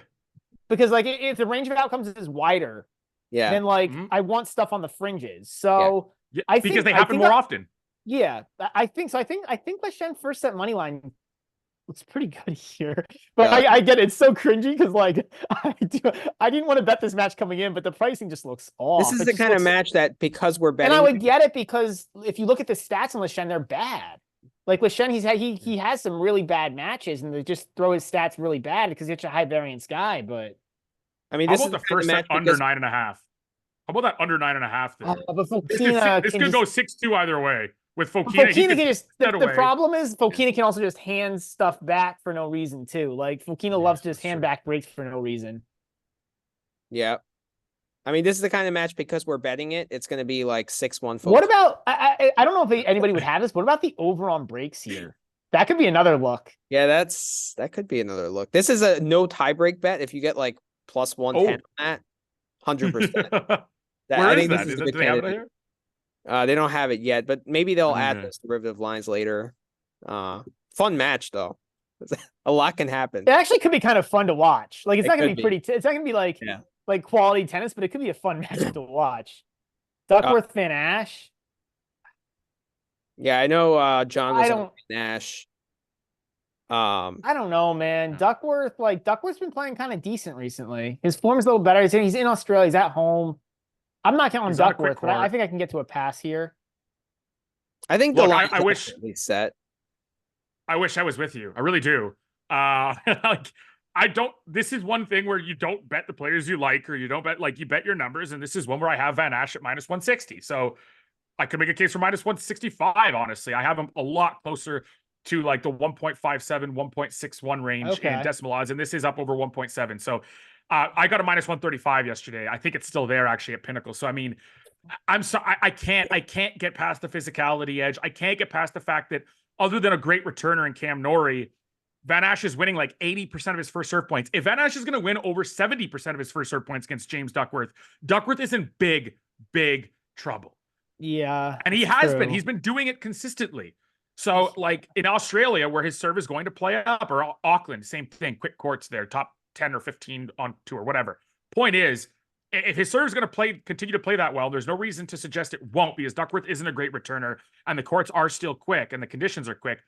I have a tough time getting to a point where he doesn't have a huge physicality edge in best of 5 and have an edge on return as well. So for me, I don't have to lay the game. John, I might have to back you. I think the point where you got me on the physicality edge, I hadn't even thought about that, but that's a very relevant thing here with Van Ash. But Van Ash also doesn't win free points. You know, he's going to have he does this year. Away. That's what I mean. No, he has. His first serve has been, it was against like JJ Wolf and Artem Sitak, which is irrelevant. But like, if it's not a great returner, he's cashed in 3 of his matches over 80% of his first serve points. Yeah, that's high. I don't even need 80%. I don't need 80. I just need 70 against James Duckworth. And How about I'm really the under confident here? he wins. The under 40.5. Don't you think that's pretty high for this match? Yeah, I think that's correlated to the money lines when you're going to have a few tie breaks. Right. I would think that And would the problem be is you have interesting too many. The problem is in a match like this, you have too many 5 sets, and in 5 sets you're done. You're done. Yeah. And then I want Van Ash. Then I want Van Ash if I have a 5th set. I Even though he's less experienced. Yeah. Van Ash. There's too much hold on the set betting market, but Van Ash in 5 or Van Ash in 4 are nice prices, but because I do feel like Duckworth's good for a set here. He is. I might take I think it's a Van sets. Ash pass. Yeah. But, yeah. I might go minus games along with the money line, minus Me 1.5 sets. I might throw a few more at it, but I do think there's an edge there on Luka Van Ash. All right, RBA and Shelton. To me, this is all Shelton, man. I feel like I just don't think RBA is very good anymore. Like he beat Cerundolo. I don't care. Yeah, I don't know. I don't think Cerundolo. I think I'm gonna back Shelton here. I like Shelton. Probably lay the games. Shelton's returning better than people give him credit for. Yeah, that's true. Wow. And I also think there's an overplayed narrative. We laughed at this a lot last year, Manny, but the January RBA narrative, I think that's dead. Like, I just don't think father time narrative is the correct narrative with RBA right now. Yeah, so I think I'm going to back Shelton here. I'm probably going to lay the games, and I think I think people are kind of remembering the Shelton from last year when he couldn't return. John, you've talked about it probably too. The return points won percentage for Shelton over the past 6 months is up over 35%. That's not bad. Like that's pretty average. His break percentage is up to Yeah. 20% since the US Open. Which is pretty average again. Like he's Yeah. you know, he's I mean, his return, tactics, approach, whatever you want to call it, specifically against Taro Daniel was dog doo-doo. But that said, that's one match. Taro's a really smart player, really targeted that backhand. And RBA, his serve has just like the miles per hour. I watched the Carballes Baena match, covered it. His opener match, like the miles per hour on that serve are just, they are shockingly gone. Yeah, like he's Father so Time. powered now. Yes. well, and the other thing with RBA is it's not like RBA, like there's players who like play up and play down. Like RBA in his like RBA, at least when I think of RBA, like prime RBA or anything near prime RBA wasn't like that. Well, so like it's not. He's also making no progression on his forehand. Like in his prime, he would use that accurate forehand to make progression in rallies, and there's none of that now. And if you're underpowered against Shelton, with Shelton's explosiveness and his movement, like he's not going to generate any free So points. we're all on Shelton here, right? Like I guess All on Shelton. I like the 3-0. What's your favorite line? I mean, the -1.5 sets line's not bad there either. It's you're giving up some juice, but like I don't really see that. Like, how does RBA win 2 sets here? How does he win 1 set here? I like the -2.5 sets at +170. Honestly. I think it's pick your favorite line. It's how risky do you want to get with it?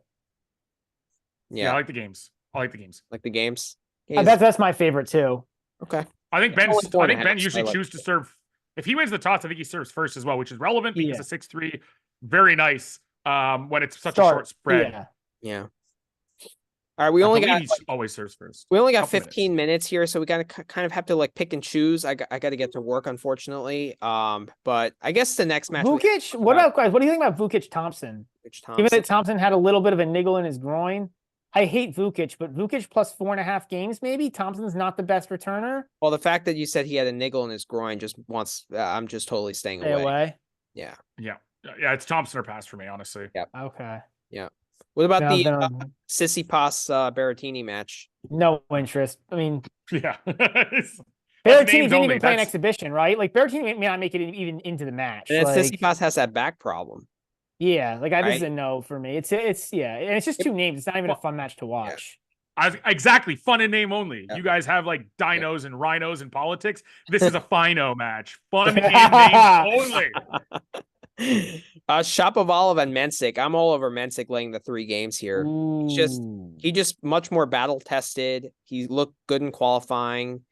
3rd round run in US Open. Supremely talented. Shapo. Like very talented kid. Talented. Yeah, he's good. He's good. I think 3 games is more than enough to take here. This open to pick. Low limits, but it opened to pick. Holy crap. Yeah. But I can see that because how the hell did the market price Shapovalov? Like, or how the hell does the book price Shapovalov? Like, he's all over the place and now coming back off an injury. They're pricing him because of the name. I don't think it's that. I think it's like he at one point he was good. I mean, he was in the top 20 before he got hurt, or maybe not top 20, but top 30. Like he wasn't that bad. Yeah. He was winning matches. He's Canada's number. He's behind Alejandro Tabilo in the Canadian rankings now. Well, because he was hurt, right? He has no tournaments in 6 months. You don't get points. You do lose ranking spots. No, that was a joke. The Tabilo joke. Yeah, Tabilo's not Canadian. Yeah, he's not Canadian. that is all right. I didn't even think about that part of it. Is it too early for you, Brad? Yeah, for sure. Usually I'm the one with the jokes too. Guys, Kovacevic against Tabilo, man. I mean, yeah, I know Tabilo's playing well, but he just made a run to won a tournament. Usually guys winning a tournament aren't great the next week. Kovacevic at plus 110 looks kind of interesting to me here. I like the under 41.5. I think that's really high for a match that I don't really necessarily see go 5 sets. Yeah, I mean, I kind of like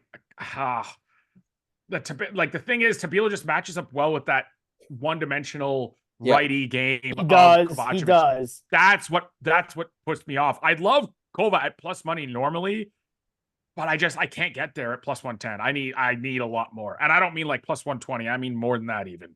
This needs, and it's not going to be on Tabilo either. Markets are maturing. Yeah, there is that let up spot. That let up spot is Yeah. something to ponder here. I might take Kova just based on that, especially going to a 5-set match, like Yeah. after playing all week, mentally too. Let's get into my favorite bet match to bet in the first round. Is John, this how do you not take Etch as a dog against Andy Murray? I mean, Manny and I are all over this Etch as a dog. Like it's a short dog, but I mean, I think on hard courts he's better than Murray at this point. I'm actually shocked that this price hasn't moved either. So I thought the sharps would be over it. Are you on the Etch money line? Not yet. Not yet. Not yet. It's actually a fringe play for me. It's not even one of my top 5 or 10 on the men's side. Really? First man, Andy Murray first round, first match, like first real match of a new year or second or whatever match of a new year. It's not as easy for me to fade. I think Etch has nice weapons. I think he moves well. I think he's better on hard courts than he was. I still don't know if I would have him like as a distinct favorite against Murray on a quick hard court. Murray's serve is gonna play up. It's gonna help him here. There are certain reasons I doubt it. I'm not betting Murray, put it that way. I'm not on Murray at minus 145, not on Murray at minus 135, not on Murray at minus 130. But I'm also not on Etch at plus 120 yet. But yeah, it's not as clear cut for me as I think it is for other people, which is fine. Like there's so many matches, we don't have to agree on everything to all profit. We can all still be profitable bettors and just have different takes on different matches. And to me, it's a pass for now. If I get to but this is not like I need like Kovacevic, I'm not even close to yet. This gets to plus 125, plus 130. My tune changes. Like it's right on the borderline of my buy point. Like I'm not buying yet, but I will buy into that and take a position if it moves even slightly. Not likely to happen because these markets are pretty mature at this point, right? Like they're pretty. There's enough liquidity in them. They're pretty. Not, I don't want to say efficient because I don't believe the tennis market is all that efficient, especially from a qualitative standpoint. But I do think that it's too close to the border for me to bother right now. I don't take too much into Etch's losses. I think he lost like tight 3-set matches to but I think the point about Murray though, about being the first match for New Year instead of slam, which is like what Murray's kind of again. Murray's another guy who like what is he playing for now? Like he's playing to compete in fun big matches, you know. But there's also a physicality issue, just kind of like can Murray's hip hold up for 5 sets? Whereas we've seen it, but not against a guy like Etch. So Etch's physicality is a strength of his, right? Yeah. So that's all right, move on next match. And we need to keep this moving, right, Manny?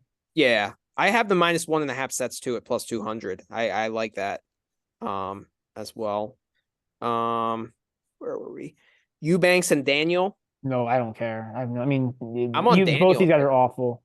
I'm on, but Daniel's played all week. There's a let up spot there. I know he lost, but he played all week. I think he can neutralize enough of Eubanks' serves, and I'm a big fade on Eubanks this year. I don't know. It's just me. Altmaier and Kachanov. I mean, I don't necessarily want to bet Kachanov.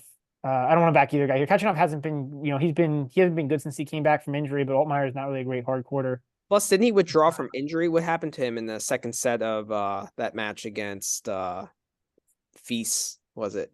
It was a 7-6 first set, and then he pulled out. Altmaier. Yeah, after one game. Yeah. I'm not sure. But he looked pretty good all week, to be honest, which has annoyed me because I favored. I mean, would you back Altmaier, John? Because I can't see backing Kachanov. No. Okay. No, so I'm not backing either one. I still don't buy it. This is my match of the first round. This is my favorite bet of the first round. Okay. Yeah. Martyr money line, Martyr spread, Martyr set spread, Martyr whatever. If I lose a ton of money on this, I don't care. There's one handicap against it. And I kind of steel manned it yesterday. Martyr hasn't played is the only reason you could like Nuno in this matchup. I don't see the head-to-head doesn't work for Nuno. The matchup doesn't work for Nuno. The court speeds don't favor Nuno. And the only thing you have is Martyr hasn't played yet this year. Maybe there's a slight injury.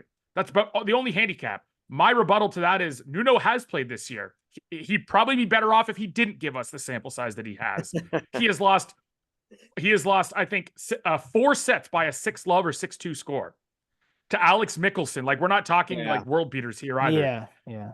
Martyr, to me, I don't know how the market has come to this point. It has to be data driven. Martyr is a much larger favorite than this. Put it that way. I actually got this $1.79, which is what, minus 126 the other day when I first saw it, and there was enough liquidity for me to get down decent money.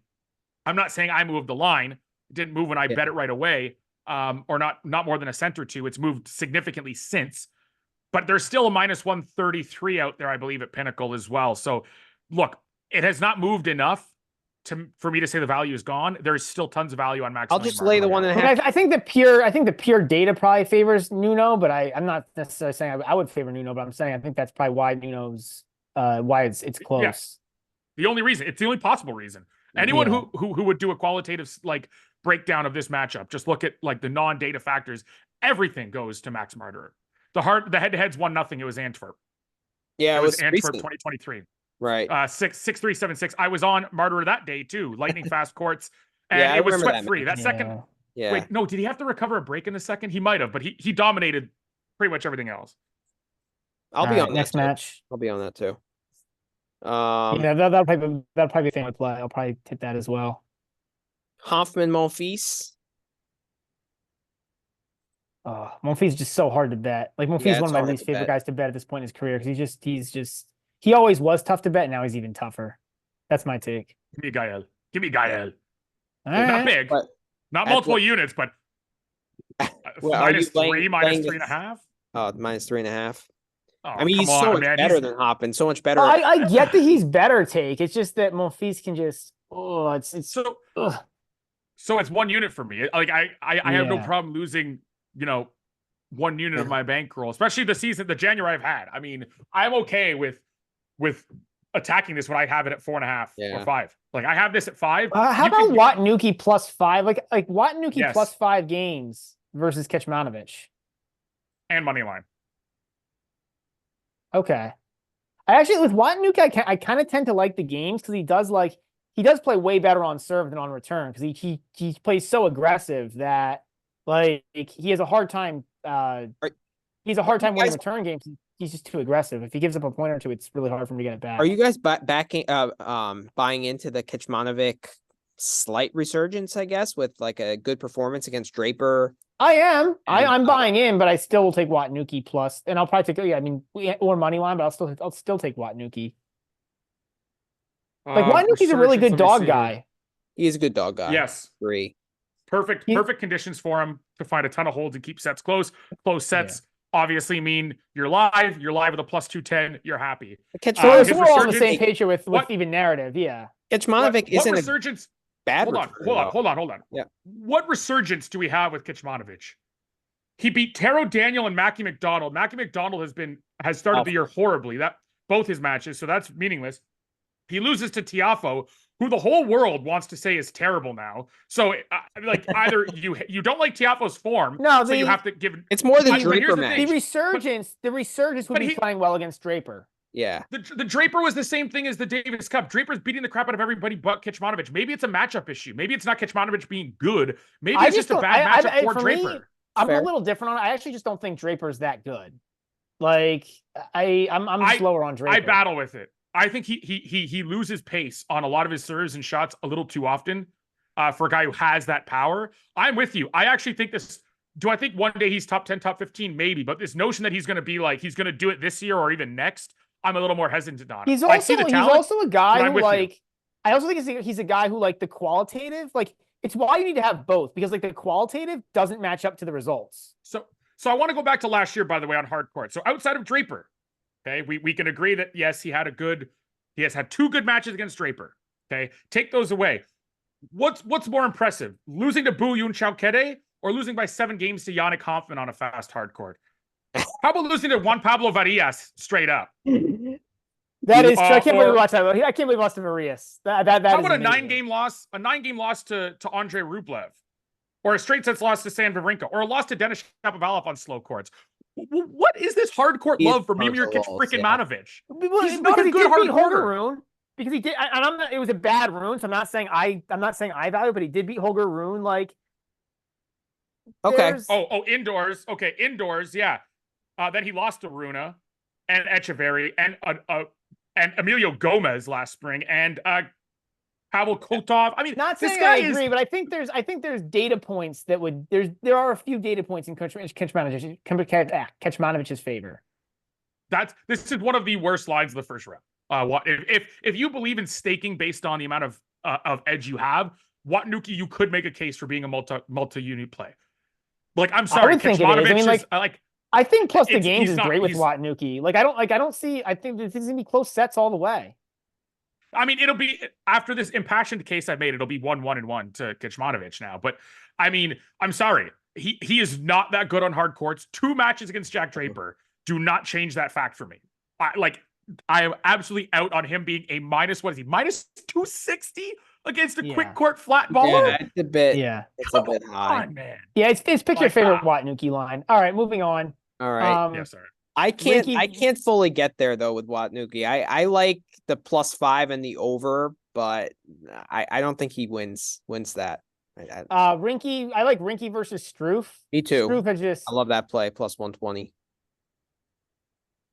Are we all on board with there? Yeah. Okay. Yeah. And then Ugo Humbert and Goffin. I mean, Goffin was losing sets to No play Gabriel here. Diallo. No play here for No. me. Yeah, I'm not laying 5 at minus 120 either. So Yeah. Has Humbert played this year? Oh, he played. Yeah. Cup? I remember he withdrew weirdly. He was like, it seemed like he was fine, Yes. but he was cost me a 340. It was gastroenteritis. It was it wasn't like a physical injury as Yeah, it much was as like really sickness. bad. That makes sense. Yeah. And that was Brisbane. That was like a full week and a half ago. So he should be He'll okay. be fine. Yeah. And then are we laying games with Zhang? No. I'm not. No, I'm not. I don't think I would lay 8.5 games with Zhang against me. That's a joke. I am laying the I'm not games. that good. What?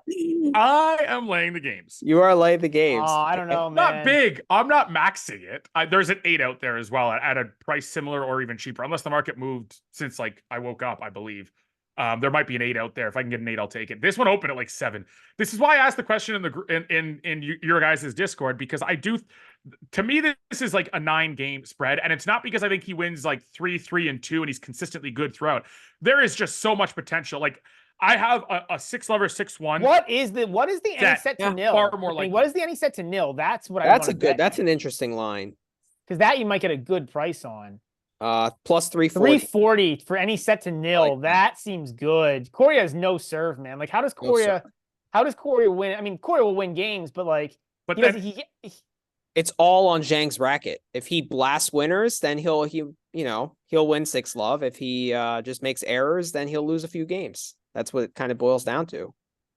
This is another one where on a quick hard court, it's very, very rare to see lopsided sets in tennis, but it's all matchup dependent. Hurkacz versus anyone, you're not going to see a lot of 6-loves. It doesn't matter. Here you're going to have a lot more 6-loves than like a Hurkacz such little power. match. Coria has such little power. His power doesn't even play up on a quick hard court. Like, but see, that's what I mean. That 8.5 becomes less daunting when you cover half the damn spread in one set. That's what I'm trying to say. Like, that's true. That is a good. That's a handicap, right? It's under 30 and a half. You have so much possibility. 4, 4, and 4 gets there. But it's not going to be 4, 4, and 4. No, there's also 7-5s where he screws around a bit. Yeah, thrown in. Right. I just like the -8. I think there's an 8 out there as well. So do your line shopping. I believe there's an 8, and if there's an 8, I'm going to take it because at like -110, if I'm getting that. I mean, you actually could even drop a set. You could drop a 7-6 or a 7-5 set and still get there. Absolutely. At 8. Like, you really. Yes. Good point. with his ability to put up lopsided sets. Exactly. I gotta get to work. So we ended at a good spot because that concludes Monday's matches. So I don't know, maybe we do a short episode and do Tuesday's matches, but that was a lot of fun. Just before we go, quick favorite bets for the first 2 days.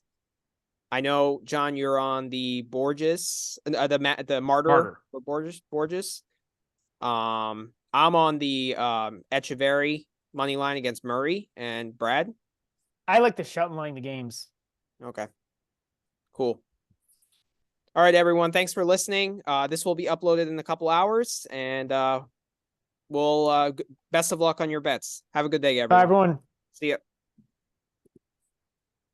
Oh, awesome stuff, guys.